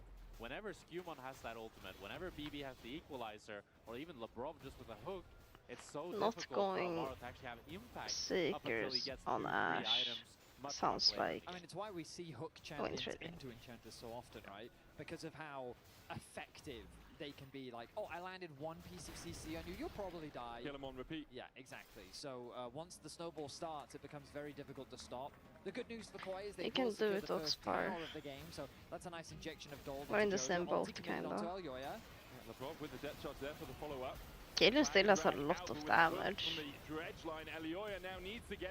Ow, ow, ow. Caught with a harpoon. We're hooking and we're fishing. The harpoon finds the whale in the jungle. Elyoya falls. Jojo's going to chase out Caps. The overload not connecting, and Skumond already back here with that empowered recall from the Rift Herald. Can look for Jojo too. Weaver's walk forward from Caps. Jojo trying to trade in. The seismic shove will knock him back. A flag and drag to follow up. A run walk. Jojo flashes and escapes. Fancy feet from the rise. Gets out alive. It looks like he almost flashed out of his ult. Getting away with his life. He has to commit the flash. But my goodness, G2 are not slowing this game down, and I think a lot of the credit deserves to go to Skumond once again. We think back to last year's summer, it was he who earned the finals MVP. It was he who got the better of Elyoya in that finals. After Elyoya came into the finals, considered to be the better jungler in that matchup, this man is stepping up today as Broken Blade now the target. Calling the ram, Broken Blade locked in the alcove. Elyoya here to keep him in. Flame Spitter out. Elyoya has no ult, but I don't think Broken Blade has the damage to work through both of these right now. They dodge away from the harpoon. Wind becomes lightning. Broken Blade still getting chased out. No equalizer for him too. In the end, should die even with the snap shield. Caps comes across Mirwin, flashes forward, dodges the seismic shove, and will escape the tower's clutches. But the chase perhaps can continue. A TP out from Mirwin. Skumond looking for the flank as well. The arrow. Elyoya dodges. Alvaro and Super on their Broken Blade almost sure that Elyoya can extricate himself from a sticky situation. Just barely. First fight game here is good for G2 though. I think MKOI draft wants to be more stable. And Hansama with the arrow as well. So it ends up being just a free kill for them, and Elyoya gets a little bit of revenge at least. Although you can see how hard it is for MKOI to make any plays right now. Took so much just to take down BB. Didn't get the tower. Caps These two teams met is in the upper chilling. bracket twice last year, in spring and in summer. 3-1 on both occasions to G2. On the first, MKOI were able to come back through the lower bracket, win the finals in the second. It was G2 who brought home the title. That victory versus MKOI. It was a 3-0 in the summer, wasn't it? Yeah. In the summers. In the summers, in summer. But yeah, 3 times 3-1. 3 times 3-1, 1 time 3-0 last year. Oh, Skumond super space checking again. There's no way this is a fight though, right? Yeah, it's not a Zehen. Jarvan does have damage, but we're not looking at like Collector Eclipse Jarvan or something. It's Sundered Sky Black Cleaver. Yeah, that still hurts, but probably not enough to 1v2 their bot lane just yet. Third dragon of the game goes the way of G2, and in game 1 we gave Super still on so much 2 credit for how they items here. executed the early game, but G2, I mean, they were willing to scrap against KOI, and they've just been getting the better of them. That single fight Hansama is probably really getting his cementing their lead, where they got 4 kills for 1. A tower will fall. Top tower, I think, getting pretty low as well, as Caps is left by his lonesome up there. Observers showing us on the bottom right of your screen. I'm scared that Caitlyn can 1v9 this game. If I'm Caitlyn here, I feel like I can 1v9. But because the beat drop doesn't connect, if I was wrong BPM, not playing my tempo for the rest of MKOI. Broken Blade spots Jojo. LeBron's coming across as well. Has that depth charge. Jojo trying to trade in. Elyoya has ult. Try and help out his mid laner. Equalizer down. Jojo caught with the dredge line. Elyoya dashes forward, flashing in by Broken Blade. As Jojo, with an encore from Alvaro, is able to find the kill. I mean, Jojo's doing his best in the situation that they've got, and the support comes in at just the right time. Now Super caught out. Skumond going for the chase here, and arrow goes out. Super has to flash a flash. Cataclysm from Skumond. Eddie carry. Lands the lance to secure the kill. He's not Alvaro now on his lonesome. There's a flash for LeBron. No flash for Alvaro. Flag. Skumond is eating good tonight. Again, it's hook, line, and sinker as Alvaro falls. And Skumond, what a beat! You can't even blame Super for that one. He wasn't face checking. He was just trying to play an ADC. But Skumond just runs him down. He outplays and plays it so well, and that allows him to then rotate the bot as well. But let's watch Jojo. Some fancy feet once again here. He kites BB out and then uses the Realm Warp to create distance and get himself close to Elyoya. He knows that he can't get cancelled because Lebrov is too far, and Lebrov really wants to CC Jojo with the ultimate by hitting Elyoya, but he doesn't get it, so BB doesn't have enough damage. And now, I mean, Super took the safe pathing. He knew like He Hansama is is clearing. respecting this. Yeah, like Hansama is clearing mid wave under tower. I understand why Super thinks it's fine to walk here, but But he uses the E as well, which means that Skumon rather knows, okay, well, this is free. yeah. And then, yeah, I mean, I'm looking at the minimap and I'm thinking to myself, maybe Alyoya could have fought Lebrov, but he recognizes, hang on, my AD carries just dives, Skumon would collapse, Caps on the way as well, not worth it. Decides instead to go back to base, and 13 kills Now we to just have to 7, do Nash just short and of not a get it 5k stolen. gold lead for G2. And I mean, so much of this being driven by Skumon. Back-to-back games, this man has been the hero for G2. Really has. For MKOI, though, you are starting to get some of those masterworks. We see the upgraded Infinity Edge for Super. The gold lead is 5k, but those Yes, masterworks don't flip. usually between about 750 to 1.2k gold's worth of value on those upgrades. So MKOI, as that Ornn levels up, we'll be able to get a little Skumon bit did more say he's back in gonna their work on his pockets. The problem mites. for Maybe them he is they're has on a bit of a improved his mites, Cloud Soul in and 90 now he's just gonna seconds. win the flip. They can try and fight around it. It's not the most impactful soul, but it is still pretty valuable. I would say it's very impactful this game. It's going to be so hard for MKOI to try to maneuver in the fights if G2 are able to pick it up the soul. But G2 was in the same position last game, but with the opposite foot. So MKOI are looking to try to recreate the magic we saw from G2 last game. All they really need is Huh. Hansama to face Shakabra.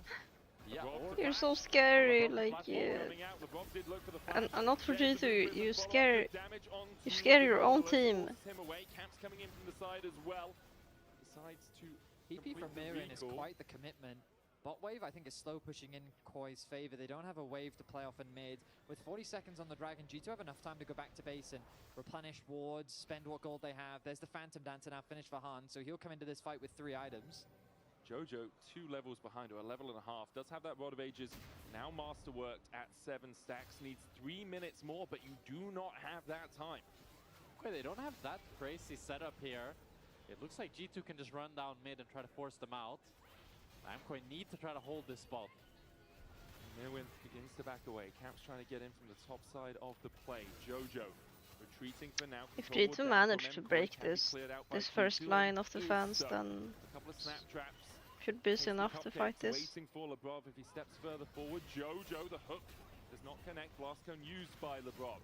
MKOI still holding their ground in the river. Super Slowly but surely. Jojo dodges the seismic shove. His fancy feet has the ballet shoes on this game, it seems. Elioya and MKOI will start up the Drake.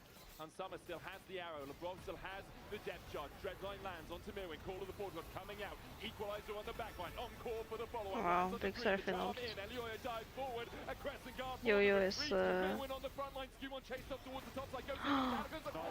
Okay, never mind. Hansama begin to open up. They're locked in a cage. And MKOI are just food for G2. G2 not even breaking a sweat. So good for MKOI, but Skumon just keeps delivering as he takes down 4 members.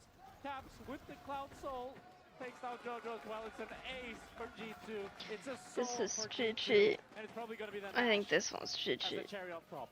I mean, I think you summarized it beautifully, Jack. The start of the fight looked so Almost a 10k gold promising lead. for KOI. They got the front to back.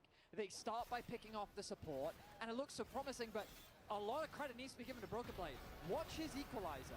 You'll Well, see for then the ulti comes through initially for that's Mirren. like His the equalizer only thing makes on it my so mind. difficult for Super to follow Like my up. head is just, Zin goes in, should I Alyoya order sorry, food? the flank, the renegade then comes through, and look at this ulti.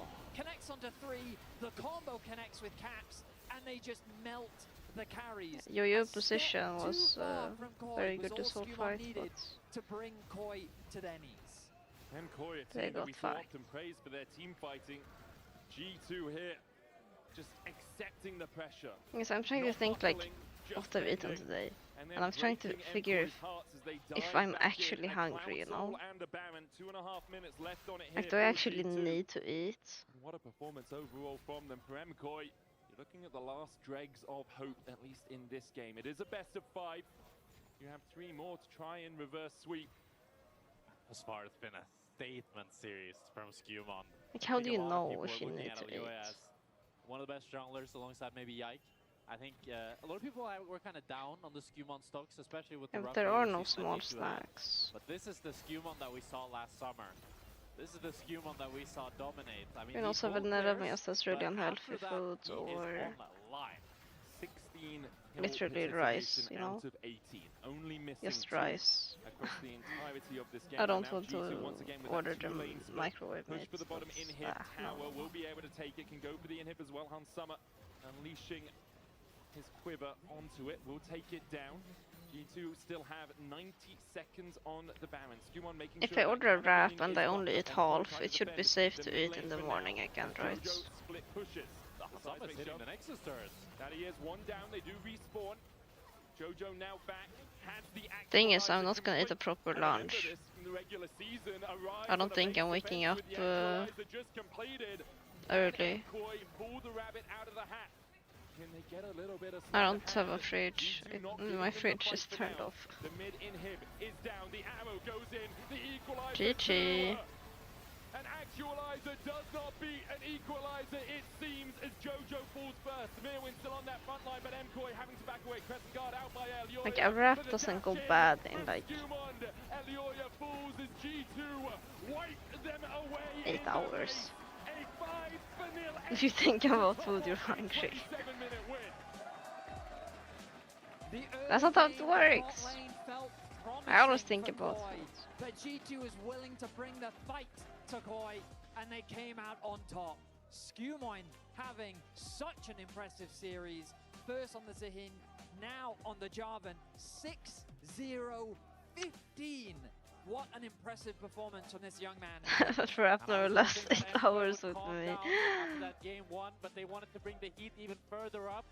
That is G2's comfort zone. They're willing to scrap with you. They're willing to go into the chaos. And G2 were the one that came out ahead. They were. Great performance all around by G2. We're going to hand it over to the analyst desk to break down that game. Well, I think we're going to talk a lot about Skumon. Hey, how good is your jungler? He's OP. I mean, where was the Yoya? Oh, is that a summary?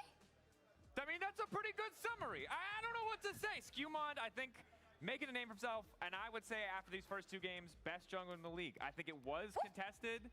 I don't think it's contested Doing cooked anymore. food for hours We've seen not 2 good. games where he I mean, can I've been do both. doing that, He protect, so he attack. He why? can selfishly farm in the jungle and do nothing for 20 minutes and then be a team fight threat, or he can just run bot as everyone is inting their faces off from both sides. Don't let anyone convince you otherwise. Pick up the kills and carry the game. I mean, it's hard to argue with at this point. I think Skumon has shown an absolute great series so far, and I am just Surely so G2 will just disappointed. And 3-0, they showed right? us so much game 1. They showed us that 2v2 kill now, early game in the bot, and I was like, okay, we're getting a little repeat, and then they just started dying. And then it kept repeating. And then it kept repeating. Oh, and we start here, Finn, and you're like, Dracos, look how great they are. And I agreed, Finn. Game over, right? We go game 3. Headshot. Stop it here, MKOI fans, because it doesn't get better. It just keeps going downhill. You have BF in base. Just go and get your BF and then stomp the lane. But they're greeting for the recalls, Dracos. They're greeting because they want to get the perfect recall, and now they end up dying, and the snowball just gets melted. It's out of character for Alvaro, I'm gonna say, for sure, right? The repeated out of position. I mean, it's tough because we were praising him so much in the Navi series because he was so good on Ludo that game. We were like, okay, Alvaro, we know you're great at engages, but we want you to step up on these enchanters. And now he locked in the Seraphine. We thought it would be the game, but he just kept dying to this Nautilus hook. Repeats. Labraries kept finding these crazy hooks. And again, we're in a situation where MKOI's composition needs to hold on to that lead. You have the Enchanter bot lane, so they get the lead. Then G2 even things out, and let me tell you, if I could be the team comp with the ass of the Nautilus who just gets to push an R button and start a fight, or if I have to be the Caitlyn with a Seraphine that's just even, barely, I know which composition's gonna win. You know who wasn't even? Broken Blade. That's very true. He was 800 gold up, and we interviewed Alfari, right, before, and he said, top doesn't matter. Top doesn't matter what it's going to be, a Scion matchup, top doesn't matter. I said I'll have to go FK during the game, exactly but it should be quick. Put me in Rumble that game with Skumon as my jungler. I look the same, okay? Like, what do you mean? Rumble got a headshot, but then he just died 2 times randomly, and Skumon just kept picking him up the slack. I love Broken Blade. I think that was a good Rumble. No, it's like 10 euro less, I don't know maybe. when the top laners all had a secret meeting to try to convince the entire world that top lane didn't matter. Because BB was on fire. He has been playing well, and you just can't tell me the 1K gold lead isn't important. He always had prio against Miriam, and we saw that as much as Ornn on paper can be this this big scaling late game threat, BB was finding good equalizers in fights. Something that we saw yesterday didn't happen in the Ornn Rumble matchup for Mainter up against Lot. So it is still that big moment where he did contribute more to the team. But I think we just have to keep saying it. Skewmond, Skewmond, Skewmond. BB destroying his lane opponent, on track. But it's Skewmond who is making the difference here. On the Zehen, finding the creative angles, even if we didn't love the build. And in this one, just walking at people and murdering them. Like, that's the power of a J4 went ahead, and he leveraged it so well. I mean, look, if I'm a G2 fan, Let's I'm see if watching this with a huge grin on my the face, fries because are the shit. main worry I ordered for fries. G2 in regular season was that Usually what when you order happens fries, when they're Caps very bad. doesn't step up. Well, it didn't look that convincing, but this series, Caps has been kind of invisible. It's been all the other 4 players having huge moments. And I think if you as a G2 fan, this is very convincing because you want to see that depth. You want to see that range. And you want to see those options in draft. And I think so far we're definitely seeing it from G2. Depends a lot on the Reverse sweep packaging, merchants, I think. But I don't believe. It's so weird. I'm looking at myself and it's like I'm not I moving. didn't curse you guys that one time. Well, and to be fair, Camera on me. No. It starts with success. It starts right now. the camera wasn't going to give that to you. Guys, I want to Because give in you some Goku. types I of want to packaging, believe the in food reverse always sweep. gets soggy. Like camera on me. It starts with success. No, and success no. doesn't come from Madrid. It comes from the Berlin studio and a massive reverse sweep from MKOI. It does. It started so far with failure, and I don't want it to end with failure. I want more from MKOI, but I can't keep betting on intangibles. I can't keep betting on the idea that there's some imaginary ceiling that they've yet to hit in this series. Say, It says if 22 success doesn't make any minutes. sense, I don't know what I'm Sometimes saying. it's such less failure and makes a lot sometimes more it's sense. I'm more. sorry, It it's makes stuck a in lot time more for forever. It doesn't. You can't take it back. My point is, maybe this is the kick in the butt that Movistar Koi needed. The question that I have is, we have that early game which we put a lot onto from game 1, knowing that they have those systems. We also have the context that in the struggle for getting to those playoffs, Melzit said, you're gonna have to play better. You cannot make these mistakes. We're looking to beat the best in the world, so we definitely have to beat these, right? So do you think there's been too many mistakes made in this best of 5? I never ordered a presume that they can 2M pull it back? before. I mean, there has been mistakes made. But look, if you want to come in to that finals in Badalona, I feel with bad a for huge whoever is mental working right advantage, now. what better way Oh, to do wait. it than with a reverse sweep? Right here against G2. If there's ever a moment to do it now and show G2 that last finals in Madrid was a fluke, a reverse sweep here would be a juicy start. I will say, the Fnatic fans, they usually cheer for everyone who used to be on Fnatic, except for Caps. That's He's me. a traitor. They want to mix things up a little bit, which They I think do, is I like fair. it. And I appreciate it. Well, I hope we see the reverse sweep. That would be 5 games to close us off for our Super Week here in LEC versus in the studio. But let's see if it's just G2 who booked their ticket to the grand final after this. Bum, bum, bum, bum, bum, bum, bum.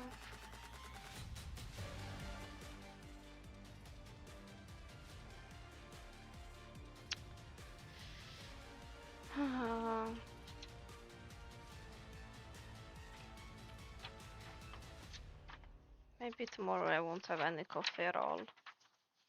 I'm thinking about that.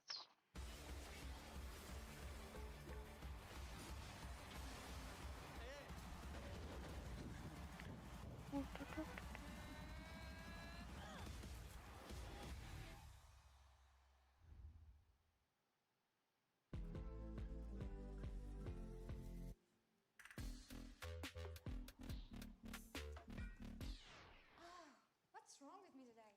I think you should have a break.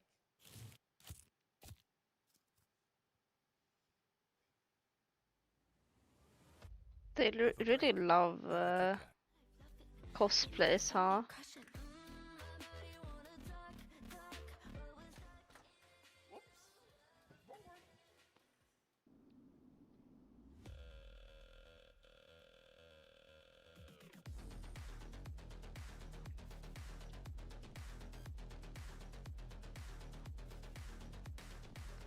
Are they swapping lanes? Wait, is he switching lanes?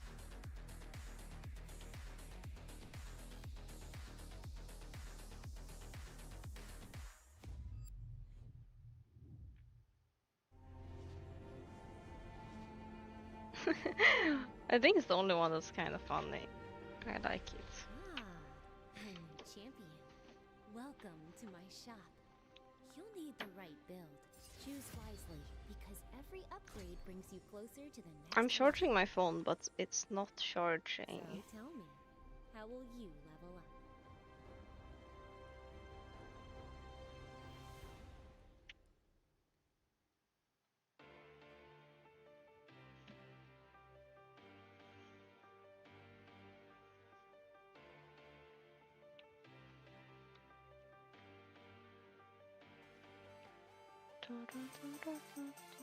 I hear this song in my sleep.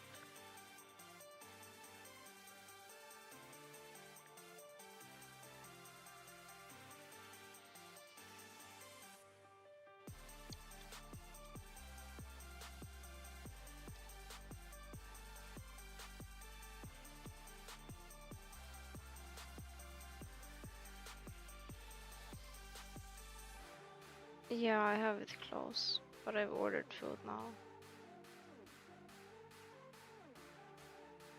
I'll do 1 minute ad now. I need the money to feed me.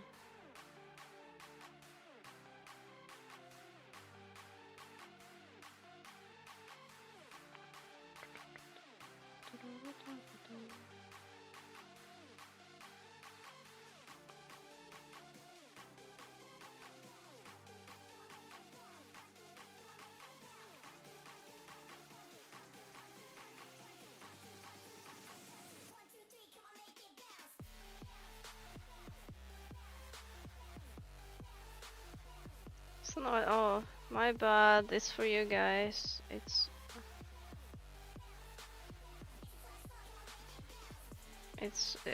for you guys. Because I'm a nice person.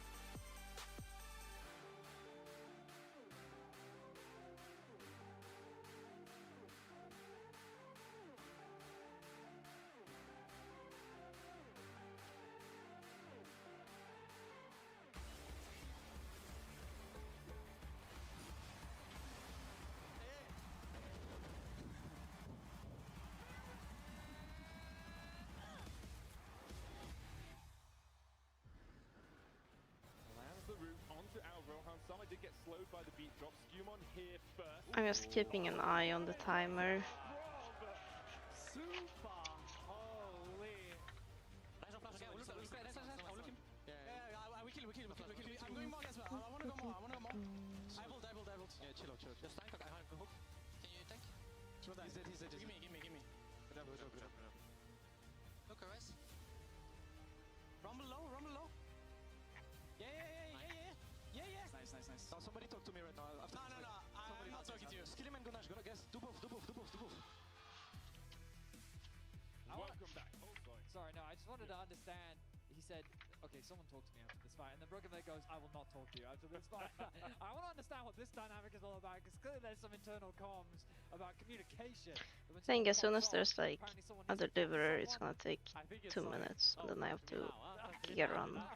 Hey, let's see what you have to say now. Okay, it could be that, yeah. I mean, right now, the vibes are very good in the G2 camp, but for KOI, their backs are against the wall. Now, for any LCK fans, I mean, this position shouldn't really mean much to you, because we've seen a reverse sweep very recently. So, if... You spoiling, Betty? I'm not spoiling. If a team could do that to this other team, yes, I believe that any team could reverse sweep any other team. A team that had we have to worry that much about spoilers like the team that had it done to them as well shares a similar spot in their region's ethos. That's true. As G2.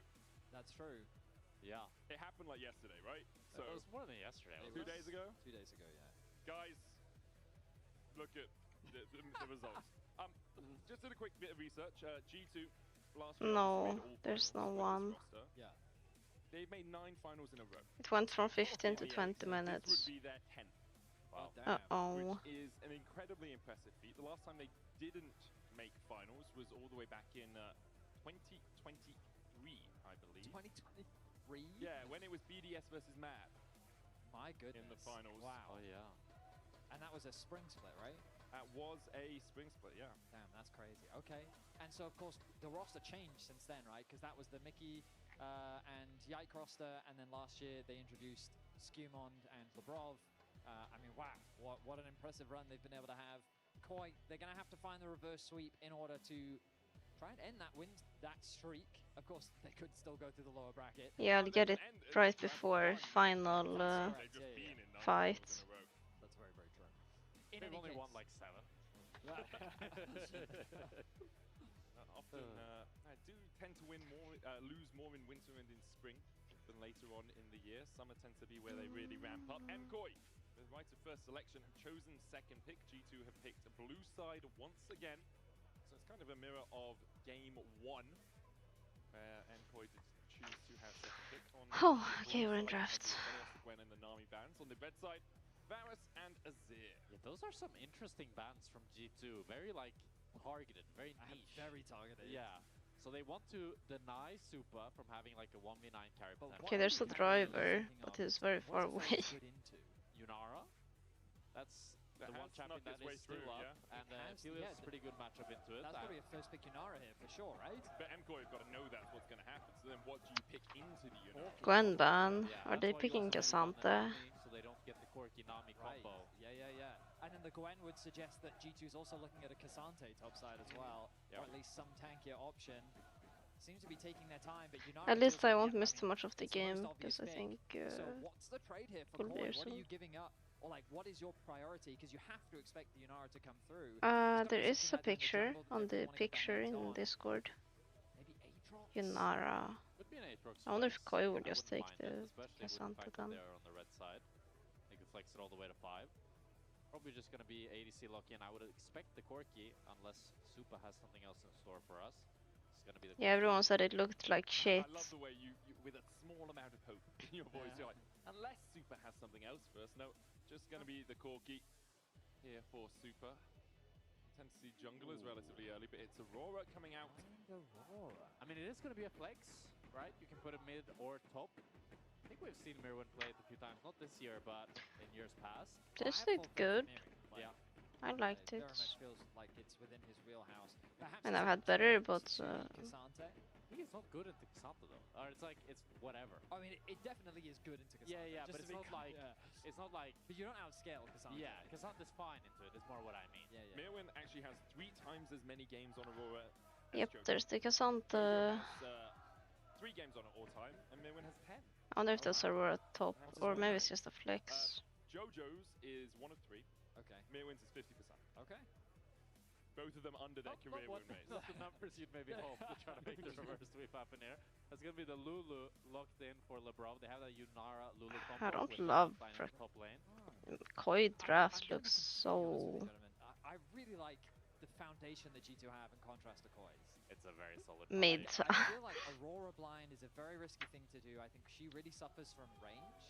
And I think that you have This just gonna be Rio. Rakan is a nice idea, but how do you both Game too close, not really. both in lane and later into the game? Yeah, it kind of sucks. You ever jump in, a wild growth on your target immediately knocks you out of your knockup. Polymorph as well is really painful. However, Aurora goes between worlds, jumps onto the backline. You charm E onto her through the entire enemy team in a magical fairy dreamland that I'm currently living in. It's the perfect engage. Well, there's that Aatrox we briefly discussed. Poppy's gonna go away as well. I hope the game is at least long so I can eat while watching. We'll be trying to continue building this kind of disengaged comp that can handle MKOI's dive, while MKOI, they're gonna be looking to just double down and try to have more threats for G2's carries here. And you see MKOI, they're banning out the Aatrox, which really thrives into having champs coming into it, and they're banning out the Poppy, a really good disengage champion. Is this a Volibear angle for Skumond? Maybe? I don't know. I feel like Bully Bear jungle, I haven't seen it in so long. No, I I think of know. it more like a top lane champ these days. Yeah, I mean, that's fair. It's more so that I'm just thinking about if you need an engage, what options do you have? I was looking at Elyoya's champions I wonder if as Jace well, is and also I looked at the flex. Jace, but I didn't think it would make a lot of sense here. They're kind of pivoting, trying to play more range now with Jace Corki. But then I don't like Aurora, because I feel like Corki plus Jace do have a lot of poke, but Aurora, she's like, short range is obviously a relative term, but depending on what the enemy mid matchup is, she can really struggle at actually getting in range to do decent poke. He can kind of be like the finisher, like you poke them down and then Aurora tries to finish them off. But I do agree with you, Betty, that I'm not the biggest fan, as it looks like G2 will go for the old tried and Okay, tested I might have to go Ahri soon. Wukong that we've been seeing I'm quite just a bit. preparing He sets up myself, Wukong really nice, because they I'm can gonna both be dive really stressed. deep. It doesn't have that I'm kind always of stressed when I have to go disengage, down. but I think it's a nice pivot after Elyoya locks in the Jace. So where is the Aurora going is the question. Is it going to be used into the Cassante, or does Koi have something else in mind? How do you shut down the Ahri if you're going to pivot this Aurora? Is it something like the Cass? It works well into the Yanara and into the Wukong? I mean, Cassio is very good into Ahri. She really struggles to trade in lane, and like, if you ever use Q, Yeah, I was Cassio thinking then has 3-0. nothing to be afraid of. You will just always That's why. This MKOI Cassiopeia. Cassiopeia is actually S tier here, but it's like it's great follow-up, but it's kind of torture to engage. there's no front line for Koi. So and you just have nobody that goes in first. It needs to the be draft like looks really strange. It's either Jojo or Mirwin getting a huge lead, and then they can just generate. Yeah, it's very sussy. Is there also the argument that you could just play full back? It's winnable for sure. Obviously, the Cassante is going to be difficult to do that with, and Wukong has the clone. But we'll poke you out, and then when you engage, Rakan is used as also a... Okay, I think I'll go down. I'll be right back. Yeah, not too confident. It could work.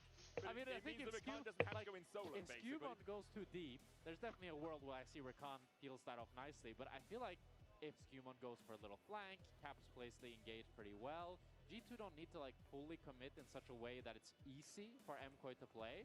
And I think Jojo, I need to see him really have a fantastic game, because I do think if he gets ahead, then he can kind of be the bucket holder, as we talked about before, because he can be the tank, he can be the front line, he can be the space creator and the DPS.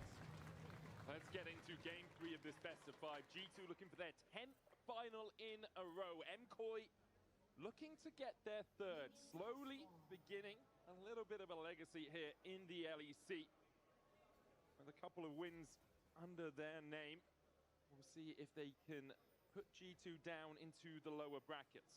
I mean, we've heard conversations around MKOI when their expectations are to be competing internationally. That is where they set their sights. And personally, I never like those conversations, because I think that your focus, like, it devalues what it means to win domestically, but also I think it kind of takes for granted the level of the domestic competition.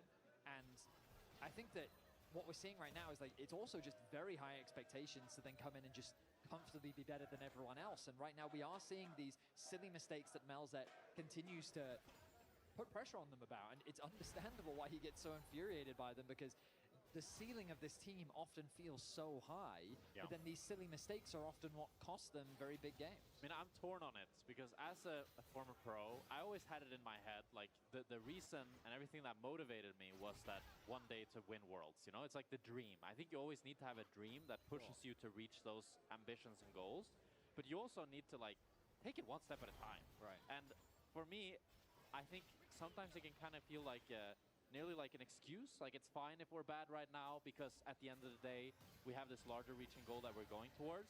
And I think there's a healthy way of doing it, and then there's also just kind of this feeling of underestimating your opposition, because we're gonna, Worlds is the main focus. So I agree with you, Ben.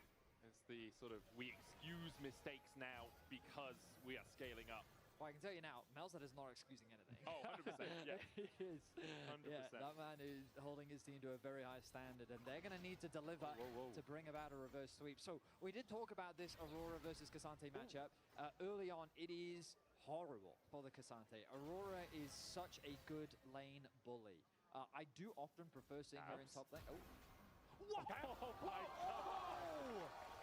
Gab just just hits him with the flash charm.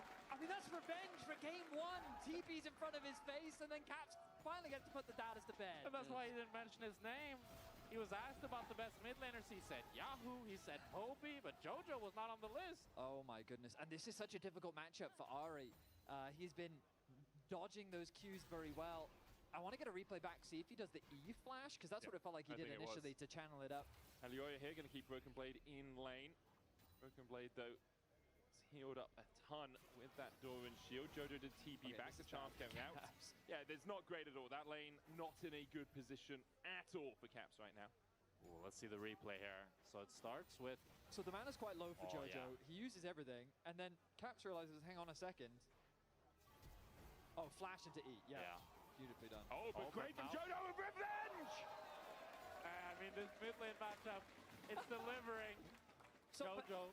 This is way better for Jojo. Yeah. Because you lose an entire wave if you're Caps, and the reason why Jojo could make that play was because, of course, Caps committed the flash in the previous play, but now Jojo gets all this extra XP, and you can see now there's about a 25% level advantage in favor of Jojo. So the gold now neutralized, but overall, Jojo, he's a happy man.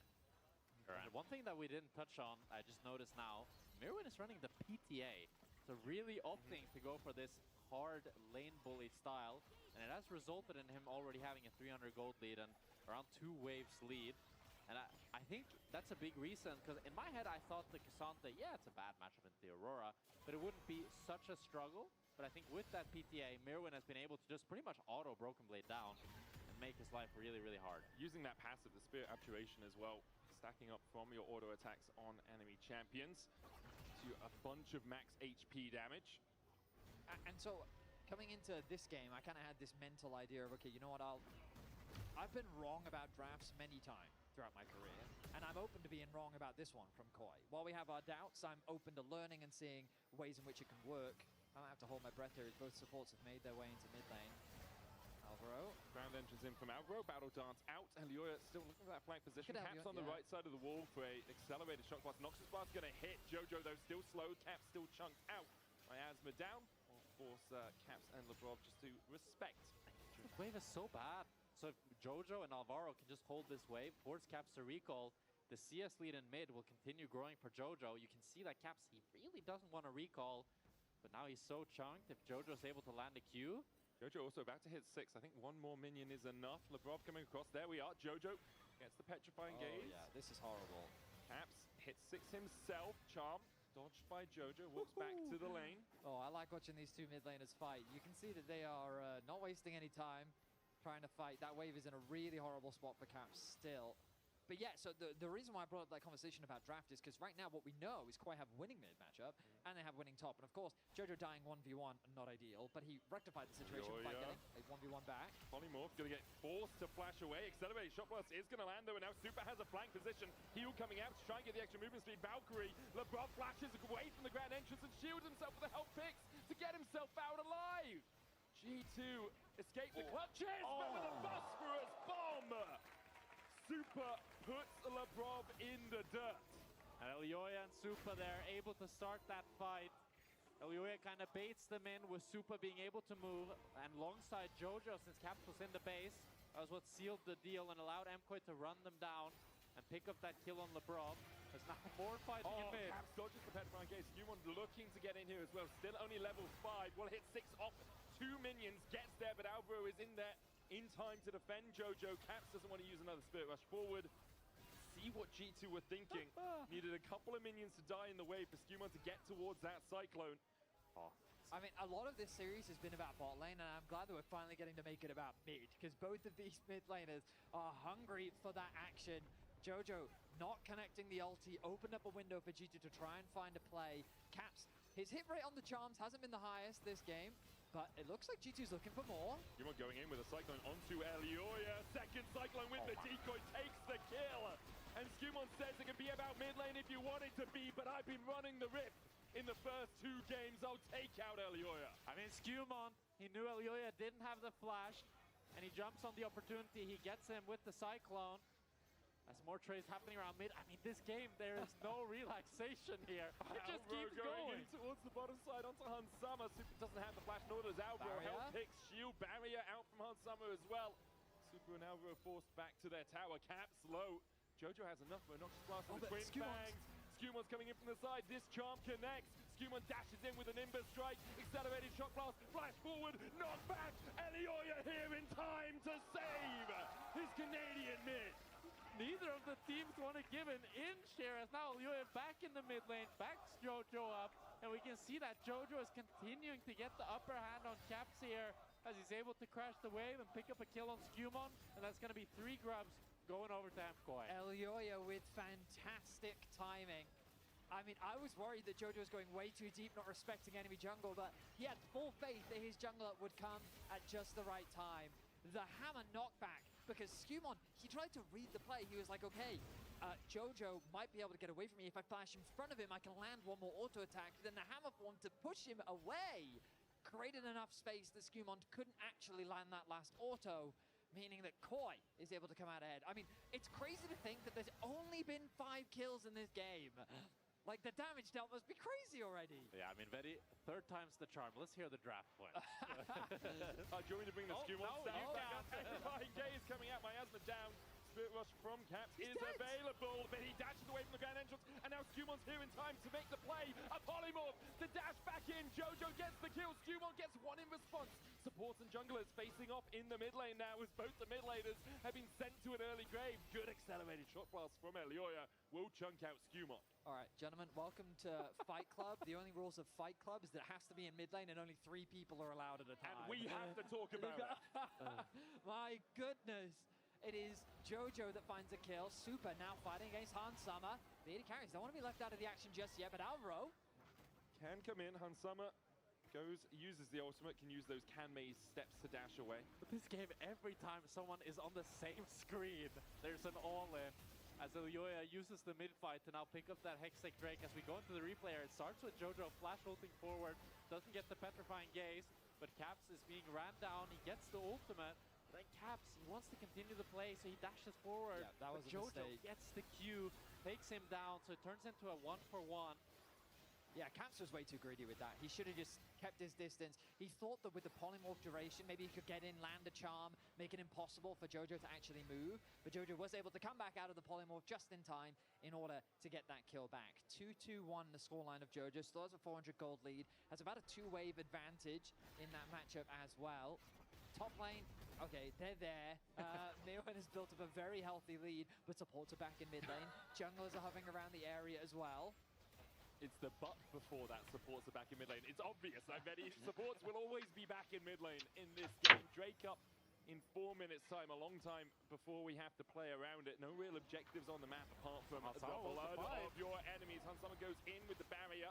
But the fights don't even make sense. It's just they see each other on the screen and they want to fight. Alvaro and Elioya able to catch out Lebrov. The quickness in, the Lulu down. Elioya Hello. gets his 2nd of the game. What did I miss? Any TLDR? The chase can continue from Alvaro. My food is here. From Jojo, Hansama underneath the tower, surviving for now, but now with a wave coming in, not really too much he can do in this situation. Trading blows with Elioya. Killing spree. His third. Bicep strip.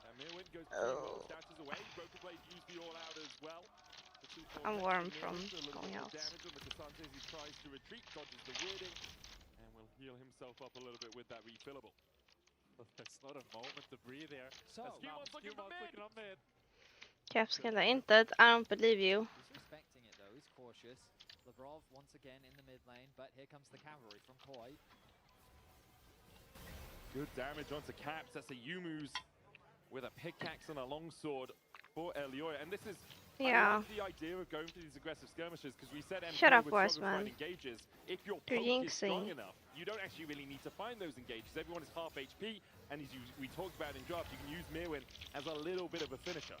I mean, Whatever, the I'll whole just... point was that KOI have winning lanes, in both in top and in mid. And I mean, credit to KOI, they're playing through mid very well. They are constantly finding skirmishes that go their way. They're finding successful picks. And you look at the bottom of your screen. I have my fry. Individually, there's no significant gold advantage, but collectively, KOI have advantages I have my across the wrap. board, and it's netting them an overall My like 2K gold miniature lead. wrap. KOI find themselves in a Good that is fantastic position not early that on. big, I guess. Role quest now starting to be complete for KOI, and remember, those early kills, those early assists, rapidly contribute to the completion of those quests as well. Yeah, and KOI decided to put Mirwin bot very early here. I mean, it's probably because of his role quest completion. Yeah, but it does delay Super quite a bit. I think maybe it's partially because of Broken Blade 10 so heavily into the euros. MR. That Super is just like killing it, but I don't know if this is actually good. Also gets Super a little bit of experience by himself. As you can see, Alvaro is down I'll towards do a that taste bottom test. side. So not sure how effective it will be, but it's the decision that MKOI have made as Skewmon looks towards mid lane Tastes once like again. potato. Both the supports pathing out there. Next main I don't like objective, eating the with my Rift Turret hands. or the Drake up in about a minute 40. Alvaro going for the engage. Spirit Rush out. Quickness used by Alvaro. Already has that Zeke convergence complete. That was kind of insane reaction times from Caps. It felt like that he Jojo. Oh. Dodges the charm, the flash polymorph, and three-man Oh no. gaze! And the Oh Frog no. will feel the sting of the twin bangs from Jojo. Skewmon goes back in with the Cyclone, looking for the damage on Jojo, and they just about have it. A 1-for-1 in the exchange. Caps has to flash the knock-up. Alvaro almost dying. Just surviving. TP to the top side from Mirwin. Jojo in this game is doing so much. We said it in the draft that Jojo needs to have an amazing performance to put MKOI on his back, and he's having just that. The three-man petrifying gaze. It's now Mirwin in the top side here, gonna pick up some plates, but man, Jojo, what a game on Cassio. I mean, this is how I envision most scrims go. Yeah, Like, this is how scrims go. This is a great demonstration of what happens behind the scenes. And Wow, this is the saddest trap I've ever seen. Initial engage. So Caps predicts Look. the ulti from Alvaro. Look how sad it He looks. spots Alyoya, so he preemptively uses his ulti. Having 2 charges left means that he then goes in. How sad the it charm looks. goes wide. 3-man petrifying gaze. The shock blast from Alyoya to set up onto Labrov. It's fine, I had And no then it becomes a chase expectations. down. And Caps is able to get 1 back at the very Maybe least, but tasted. it's another 2 kills go in the way of KOI. Skewmon using his flash there as well to try and get into Jojo on the backline. A 1.1k lead for Elioya. The charm going to stop the quickness here from Alvaro, who does go back in with the grand entrance, but Caps has to use the Spirit Rush to dodge away. Alvaro spending so much time around this mid lane. Hans Summit, the only bit of blue in the gold leads towards the bottom, has had a little bit more support from Labrov than Super has had from Alvaro. Jojo feels kind of like a raid boss. I don't know, whenever I see him on my screen, I'm worried for Cap's sake. Even though the gold lead is only like 100. It's still pretty much EOEs, nothing, okay? he still has so good control of this mid lane here. As you can see, Caps is struggling to even farm. I mean, this is a really horrible matchup for Ari. Not only I'm do just scared you of the lose in terms Cassiopeia. of health just because of usual Like we said, itemization, but also Cassiopeia just- is S tier here. It's a DPS champ versus a burst champ. Yeah. And so if any components of that burst don't connect, then the DPS champ will win. But on top of that, even approaching the wave, you're leaving yourself susceptible to getting poisoned and then run down. Nice buffer on the weirding there to get out of the Q3. Skewmon though still looking good. Prediction from Alvaro. Wukong in this draft is so Grand useless. entrance knock up on Skewmon. A big bounce back game for Alvaro for sure after he got caught so many times in game 2. In late game, Right at now there's least. a lot of fight over vision. The dragon is alive. Skewmon testing the waters. Looks like nothing too much is going to come off the back of it though. My goodness, what an exciting game 3. Both of these teams battling blow for blow, but it is KOI that is consistently coming out ahead. The dragon being started off. Here comes Caps from mid. Got to be aware that this could be happening as the Bob's almost caught out. The Cyclone going in. Jojo Yo-Yo gets is fed back alone. against Caps, but he's going to fall before they can do too much more. A quickness out of Alvaro, just use and retreat rather than attack, and Caps getting the resets on the Spirit Easy. Rush. Almost catches Elioya with the charm. Hansama steps forward now. His turn to do the damage onto MKOI. They don't want to let Elioya and Super escape. Super trying to get out the phosphorus bomb down, but Skewmon should be able to chase them out even with the barrier. Meanwhile, underneath the tower, a polymorph enough to make it for the G2. Just like that, 8 to 18 kills. G2 find a huge fight in the river that KOI was not ready for. A quick collapse, a quick engage, G2 pick up 4 kills. And G2 strike back here, and it's all of the engage of Skewmon. Even though he doesn't have vision, he knows that they're there, so he's walking up, immediately goes in. and they're able to pick up Jojo so fast, and Supa's not actually able to join the fight. Hansama has the first move, Supa has to walk around. This fight looks mega one-sided too. Supa will be fine here, but they choose to split up because Elyoya wants to stay under tower while Supa goes up. And I think if they tried to stay together, maybe they could have traded one kill at least back. But G2, they play both fronts well, and they pick up 4 kills. And a tower in the bottom lane as well. And a gold lead. And a Drake. That was a 3k gold swing off that singular fight. It's another situation where a single moment swings the whole game. KOI did so much in terms of building up their lead. This is basically just a chicken, by the way. But the thing is, I don't think that was inherently a mistake. There's nothing else in here, it's just a chicken. G2 had such a clear game plan of how they wanted to approach it. It was KOI that was setting up the trap onto G2, but it was G2 that ended up springing it and finding themselves all those kills. I think that's the difficulties of this KOI comp. You saw that Elyoya got some poke onto Lebrov, but they really need to execute the fights better than G2, or they need to get a huge amount of poke down to disallow Skumon from really getting any sort of engage. Because if G2 can just have a normal team fight, Caps is going to Richmond build. Skumon gets the Cyclone, it's easy pickings for G2. And we're seeing another situation where this is pretty consistent for Hansama. He'll stay even with his opposing AZ carry, and the moment that his team gets a lead, look at that massive swinging gold. 1.2k gold lead, the advantage for him. 2 items completed on this Yunara. He's got a Lulu at his back. It's all right. With the Ardent Sensor as well. So, I mean, G2 now find themselves in a very scary position once again. It's going to be hard for MKOI to fight back from here, but have managed to get 2 items on Elyoya, who still holds almost 1,000 gold lead, as is Mirwin. Yet to get that second item. Elyoya's done a bit of dentistry, stolen a fang out of Jojo's mouth. Has the Serpent as their second item with the last Whisper alongside it.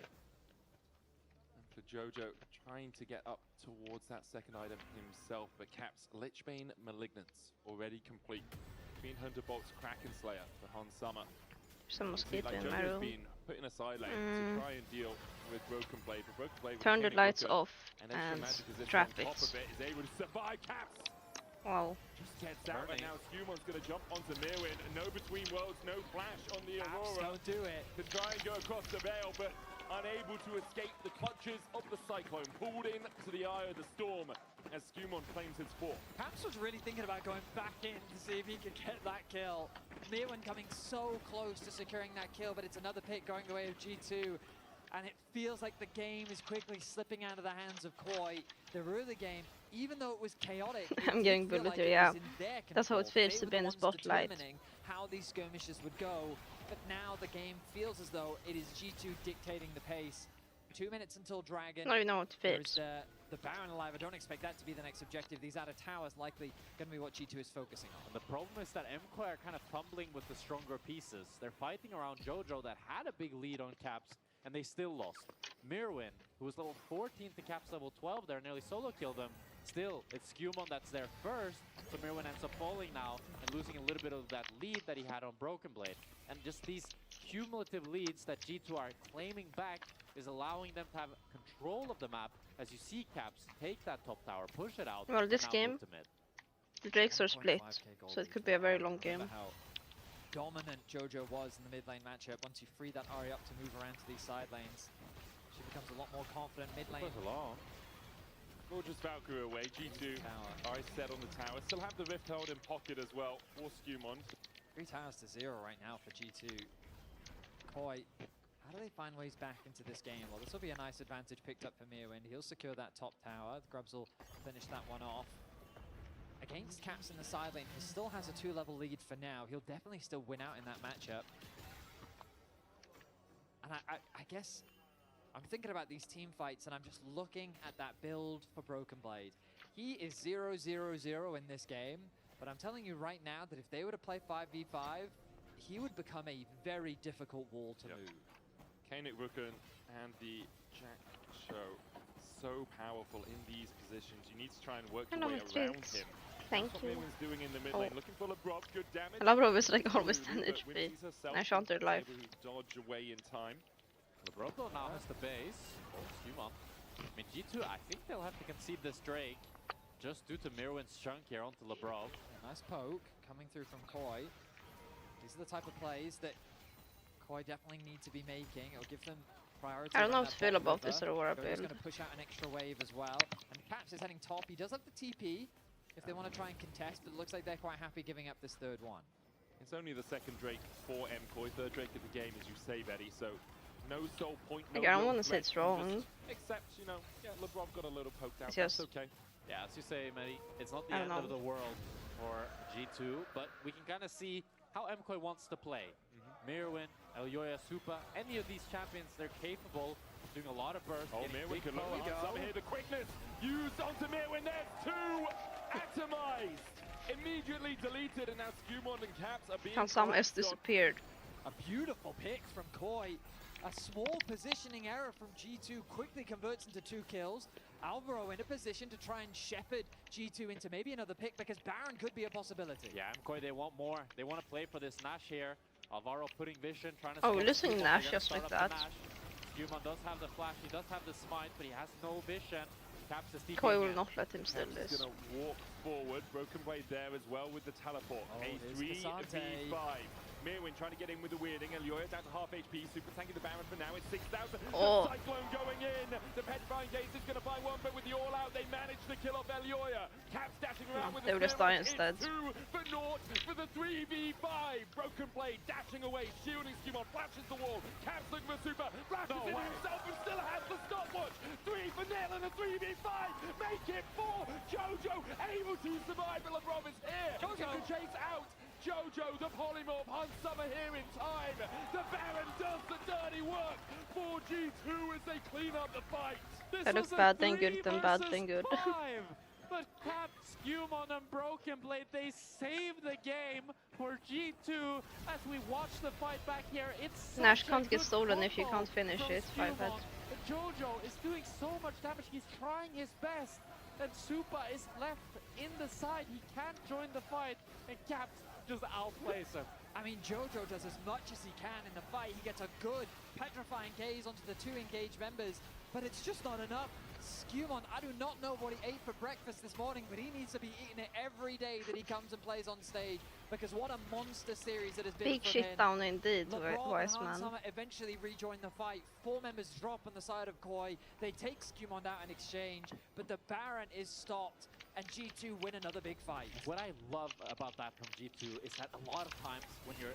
Oh, wait, I might not even be able to speak here as Broken Blade is just walking forward. Red Boss is going down. He had to walk forward over the miasma to be able to dash back with the Pathmaker. Is able to survive. Talked about it very, very difficult to kill, even if you have a lot of free time. I mean, what we know for certain is Koi has the damage. What they don't have, really, is the utility. You think about the amount of CC that actually exists on the side of G2, the pushback that can come through from K'Sante, the knockup from Wukong, the charm from Ari, and then the polymorph on top of the knockup from Lulu. I feel like it's these tools that really are the difference maker in these very close fights. Where the lack of CC is what's making MKOI's comp hard to play. As G2 are trying to get full control of this top side here. Oh, Jojo might be caught. Jojo does have the teleport with the Shirelli. Lulu's still at heal and ult, G2 so... begin to collapse on the cast. TP out early doors. The Cyclone there in time. Extra movement speed from it. That's a Skewmon tilter. gets him in range. Jojo will fall. And now it's MKOI that need to try to contest this Nash 4v5 potentially. But BB did get really chunked on mid here. Maybe that dissuades G2 from trying to start the Nash. It's a scary Nash to do against this much poke and this much damage. Skewmon already brought down to about 60% HP. Control wall will have been spotted there by Alvaro. They know that Caps is waiting. Spirit Rush. Alvaro dancing to his teammates. Dodges away from the charm. I think with that, there's not going to be any Nash on the cards. And both teams. Mirwin, the charm. He went between the veil. Went invis and the charm still lands.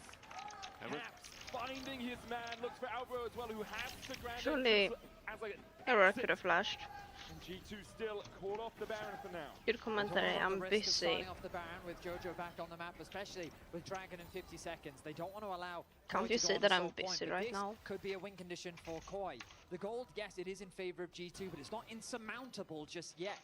They are still behind in items, of course, but if they can stall this game out, being able to play for Soul, being able to get towards those later game items could be Koi's avenue back into this game. G2 looking to get control here. I mean, MKOI trying to face check is so difficult for them. Alvaro's too Yeah, it's the squishy. famous one. There's not really anybody that can tank G2's engage. So with G2 having full control here, MKOI really need to land some crucial poke if they are to try to retake. Super thinking if he can step up. The answer's no. To look for the Valkyrie out, but still can't escape. Caps gets the kill.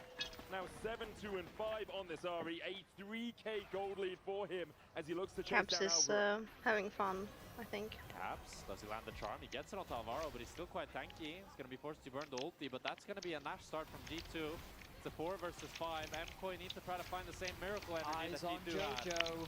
Jojo putting the fangs into Broken Blade. Hans Sama down to half HP. Alvaro forced towards the top of the fight. Caps are looking to be that bouncer. Mirwin jumps in. Caps chasing Alvaro out. Mirwin flashes the wall. The charm does not connect. Caps goes golden. Elioa misses the shot blast. The Baron secured for G2 as they keep MKOI at bay. The flash forward from Caps. Going in with the Foxfire onto Alvaro there, but Mirwin pops it between worlds and is able to escape himself. Is that random non-sub bothering you? Blade's gonna face Jack. Yeah, he's just a Lumi hater. He laughs at him! Oh my god. The top father making sons of MKOI. He even spams the laugh emote. He's got a bit of a stretch on the camera as well. Broken Blade, just with a straight up hard outplay, adding insult to injury. Elioya forced to run away. G2 with the Baron turn their attention towards the Dragon, and KOI are quickly running out of options. And KOI now without the petrifying gaze, it's so difficult. That was their one piece of CC. They really needed. You're not to try to catching dissuade strays, this you're Nashor being siege. called out. G2, they won't You just be looking non-believer. for tier 2s, they're going to be looking for inhibitors. They're going to be looking to seal the deal on this game 3. Still 4 waves left on this Baron buff. A little bit more than that, in fact, as G2 push through mid and bot. We've seen this in 3 out of 3 games. Not yet on those inhibitor towers, but have the cannon mini here and another wave on its way to continue the advance. Yeah, strays is when it's unintentional. This is Seraph intentional. And the Rod of Ages, pretty tanky, but doesn't have as much damage output as he'd like. Mirwin the one to be dealing with Caps in this mid lane, but Caps continues to use the minions to his advantage to chip away at that inhibitor tower. Skewmon stepping forward. Hun summoned that. Flash petrifying gaze into the quickness. Does manage to get Does the KOI even have double knock. damage? The Skewmon goes onto the back line immediately. Maybe And with they the do. cyclone and the Maybe they decoy, don't. He manages to get himself to safety. MKOI looked for the engage. They pulled the trigger, but they couldn't find the kill. Both sides walk away battered and bruised, but that was a 4v5. Caps in the mid lane secures a tower. All out onto Mirwin. Broken Blade looking for the 1v1. Basically a solo bolo as he pulls Mirwin away from his Oh. gets the kill. What the hell? Step up on the bot side. And Hansama has Thank the you, healing with the Lupe. box after G2. They want to keep it going. Caps might look to TP back. Maybe they even want to try to end the game here. Yeah. No petrifying gaze, no quickness. For the G2 win, let's Flash go. is available for Super, Elioya and Alvaro, but MKOI definitely on the ropes. Reeling from the G2 onslaught. Miasma down to stop Caps going for an advance. Does have that spirit rush. G2 for the moment seems settled on double in him if they can. 20 seconds on Mirwin. Caps will look for one more play maybe. Unless they want to take the safer route. They don't want to risk it. But still, it's going to be 2 inhibitors for G2. And hope is low for MKOI. They need a miracle to get back in this game. So all G2 now need to do is get control of this top side, play for the tier 2. Skewmon should be completely fine here. He can just run away from this. Or he can run back in. Goes back in, uses the cyclone. Only nearly, we're disappointed. I was thinking the exact same thing. At least with the GA popped. Flash charm immediately Oh. with the Weirding not enough to kill off. Skewmon out. Spirit rush out between worlds doesn't quite clip Skewmon's heels. So Mirwin unable to find the damage in the end. The Weirding again on Caps with an accelerated shock blast. G2 just made it out of their base. And Caps will be very rapidly returning. Okay, we've sung the praises of Skewmon this series, but he I'm so cost thirsty. himself a flash and a GA, his support's flash, and he almost got Caps killed, all for a skull. Do you think you have time to get water? It takes like 20 Yeah, he seconds. got a little bit too over-eager there. Thought he could try to end the game if he got some kills. And it is going to be some sums, as you said, Betty, but Everyone's still not recalling, so quite I the think you have time, miracle that okay? MKOI were looking for. Maybe a chance of hope in their eyes, but they really need either a crazy Jojo Pion ultimate or a really good poke. I mean, KOI have shown moments of brilliance throughout this series, and they're going to have to show us one in order to keep their hopes alive in this game. a pick, a steal, something. They will need to find it to bring us to the possibility of a reverse sweep, to even bring us the possibility of MKOI standing a fighting chance throughout the rest of this game. G2 have turned their attention to the top tier 2 tower. They know Jojo's in the bot lane. He was holding off on pushing out that wave, but needs the gold. Still only to get 2.5 items as Skumon looks for the Cyclone, gets the double knockup. Charm coming out as well as Alvo dives back in. Skumon will fall for this. Super caught out there with the all-out, and he'll go down as well. A 2-for-1 so far in the exchange. Jojo coming back. I mean, Super Jojo's not here. Quick enough to save this inhibitor. Yeah! They back away. The inhib tower chips away. Thanks, Pontus, for left gifted. Hansama still relatively untouched as he steps in on this Yanara. The super minions are a little bit broken up. You can see after pushing out that bot wave, very far away from actually creating any pressure. Mid wave has been caught by the Aurora. 4 members now once again from G2 in top lane. G2 need to be careful. Alvaro's up in 5 seconds. If they overstay here, MKOI could try to run them down. 50 seconds on the Baron. I think this is a wise call from G2. Just have a higher count than me. Reset, get that on HP up, competitive. They can afford to lose the Dragon. Really, that Baron is what they need in order to I'm close not this game out. complaining. Solo's still a ways away. Jojo finishes his 3rd item, a Cosmic Drive. There's 4 on Elioya. The poke, if it connects on Caps Hansama, all abroad, will be pretty powerful. Have another look at this play under the tower. Skumon looking for the Cyclone, but a good flash. What's in the cup? Yeah, it's a very heavy commitment from G2. Alvaro is still able to connect the charm on the Skumon, which allows MKOI to get the trade back. Water. Super, I mean, he just gets hard CC'd by Broken Blade. There's little he can do to get out of that situation. 2-for-1. Dragon respawns. Still not G2 turn sold. their attention to it. As we said, they'd have to wait another 5 minutes before really threatening the soul. I think this game will end before we get to that point, unless MKOI can steal away this Baron. Now back out onto the map. Vision will be denied. MKOI doing what they can to enter that topside jungle as G2 look to suffocate their vision. Yeah, G2, they just want to hold control here and make sure that MKOI have no chance of entry. As long as Elioya can't enter the pit, Hansama and Skumon can two-man it here, yeah. Okie dokie, no bad. Started up. Well, difficult. Elioya needs to be creative here. MKOI needs to try to break the wall that is Broken Blade, but Caps up on the side. 3 fast side alterations. I was gonna play some CSGO next week if you want to join, by the way. Happening yet. Or if they do, they've already given up the ghost on it. G2 will be able to take the Baron. Double supers on the bot side. MKOI needs to clear out that wave pretty soon. The rest I'm of them gonna need are people not for in 5 the man. best spots for G2 to actually advance. MKOI now, they need to Okay, try to find Scuffed. an engage You immediately, weirdo. because otherwise G2, they will just be running down your base with the super minions. With that Nash, those minions will do so much. Importantly, mid lane inhibitor about to respawn. Bot lane as well, 30 seconds away. G2 aggregating around this mid lane inhib after just taking the top. GA still not back to Skumon. A few seconds I don't think there will be a left on that. shortage. MKOI I don't think we have that many defend their bot CS lane inhib gamers. if they can. There is a super minion on its way through this bot lane. Good damage onto LeBron. That's half his health gone. Jojo is who they're most afraid of. His ability to turn an entire fight with a good ulti is the thing that G2 has to respect. The poke is going to continue to come down. The charm connects. Onto super, no flash on him, has to get away. Uses the barrier. Jojo looks for the damage on the Broken Blade, but just doesn't have the itemization to get through that Cassante. Super will heal back up on the fountain. The first Nexus Tower down to half HP. Knocked back with the Q3. Broken Blade did catch out Elioya, but won't go for any more. Now the double supers here to help G2's advance. Mirwin going in, the quickness for the Great Wild Growth will knock up Alvaro as Skumon dives onto the backline with his Guardian Angel back up. Mirwin tried to go in, but he gets fell first. Jojo flashing away from Broken Blade, but low mana, and not really much he can do to save his base as G2 advance. Hansama taken out by Elioya. The last man standing over here, Jojo unable to get back, and Elioya can't find a way in. G2, for the 10th time in a row, will be going to finals as they 3-0 MKOI. G2, they get their ticket to the finals. I got a tweet. It was a dominant 3-0. Got a tweet. Everybody on G2 stepped up today, but Skumon needs his praises for this series. Absolutely yapped Elioya today. He absolutely did. A very impressive performance, very reminiscent of his performance in the summer finals. G2 came and they delivered. They have quelled all of the doubts. They've done exactly what they did last year, secured themselves another spot in the finals, and they look to take a bow as they will see us in Barcelona. You can vote for one of them, your Kia player of the series. Vote Skumont, Caps, or Hans Sommer. It's Skumont. Are your options. It is Skumont.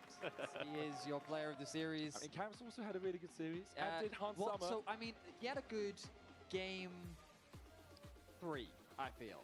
I feel like he was quite quiet in games 1 and 2. Like, don't get me wrong, he definitely did his job. Where did my tweet go? I mean, I think Skumont is the I mean, yes, it is Skumont, but guys, we have to, present the other options as possibilities, you know? Well, I mean, I will say, Koi, I'm a little frustrated just because I find that the thing I always say about Koi is it feels like that they have such Okay, go like my potential. tweet. You can see the potential. You can like see I knew how when good you this started team talking, is. I knew you were gonna say potential because you can see it. Like in the game. game 1, like the early game was so good, and I see it all the time. And like I genuinely think Jojo played incredibly well, but it wasn't enough. They Go did not like show it up today, right and now. G2 with the 3-0 looked convincing.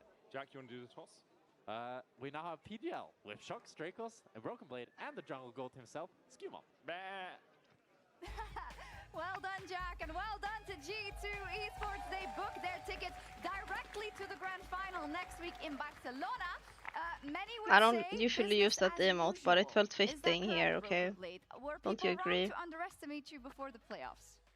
I feel like it happens every year, and then we. Someone that's we end up actually winning, read some of or the going far. Last year we didn't win every split. the Reddit posts. This year we want to take it step by step because It's extra funny. In last year's winter we didn't manage to win, and we want to change that. Obviously, that already starts from today. Like some We have to go people home are and so stay humble deluded and, that they think practice- G2 should have practice a signed lot. Inspired. Something Like, told me you were going to please. say that. We have a graphic. I don't know if we're going to Be show for it now, but real. it's about G2's proficiency to get to those grand finals. Even if you don't win, you make so many of them, but you guys still want more. So Skumont, tell me about kind of course, you weren't part of all of this, but that's okay. You're part of some of it. Definitely in Madrid last year because you were MVP, I remember. Tell me a little bit about the hunger of yeah, showing everybody who's boss, really. Yeah, I mean, definitely, we really want this time around to win every finals we go for. Last year was like definitely unfortunate with like winter and spring. But I do think that we got a lot of takeaways from them. And yeah, going to another final in this LEC versus, I'm really looking forward to see what we can do. And also like on the big stage, it's going to be really fun. So I'm looking forward. When should I wake up tomorrow? We'll get another win here. Talk to me a little bit about the prep coming into today, because I think one thing that you guys did that was really cool is when we watch your KC This is at 8 now. I think I can skip lunch. I think I can survive skipping lunch. Champions like the Rumble, like the Gwen. Today we saw both sides of the coin. I saw you play the J4, trying to set other people up for success. I also saw the Zehen. How easy is it for you guys to like flex between these two styles where we have a very active early game Skumont and maybe a J4 game and a Zehen game where they're if I wake up at 1, I'll get over 9 hours of sleep. Like it's all about like assuming I fall asleep within 40 like minutes from now, which is not gonna happen, and like by what the kind way. of champs we have in our draft. And yeah, like as you mentioned, like when I have a Javan, I really have like way more room for like early ganks or like just being more active in general. But yeah, like the champs like Zayn, for example, is like a bit slower, so you need to be and really then the mindful day about after, your tempo and like which player you're going for. But I still think can't we're gonna wake play up bad that game, so I for don't think we lunch. should have gave all the drakes. But yeah, it's all It's about not like too knowing much. this kind of stuff, and it comes from scrims, yeah, and stage obviously. I will ask, you know, often when we talk about G2, we talk about caps, right? And I think that's normal, right? But in this series, I feel like you were very much the main character. Oh, the trophy! Oh, it's fine. Oh my god. Nice camera. There would almost be no trophy for you to win. We love you. Accidents do happen. Okay, I'm gonna go to my room Skumont, now. yeah, you were kind of Goodbye. like the main character, so I wonder, I don't know, I wouldn't be able to turn it off if I was you and had to play in a pro team. I'd be like, well, I don't want to be facilitator. I always just want to do what I did today. So, you know, maybe maybe you want to do a play for the coaching staff or what? Or how do you stay humble, I guess, is the ultimate question. Same goes for you after like that Gwen game, because you guys all have had these moments where you pop off, and then there's a lot of games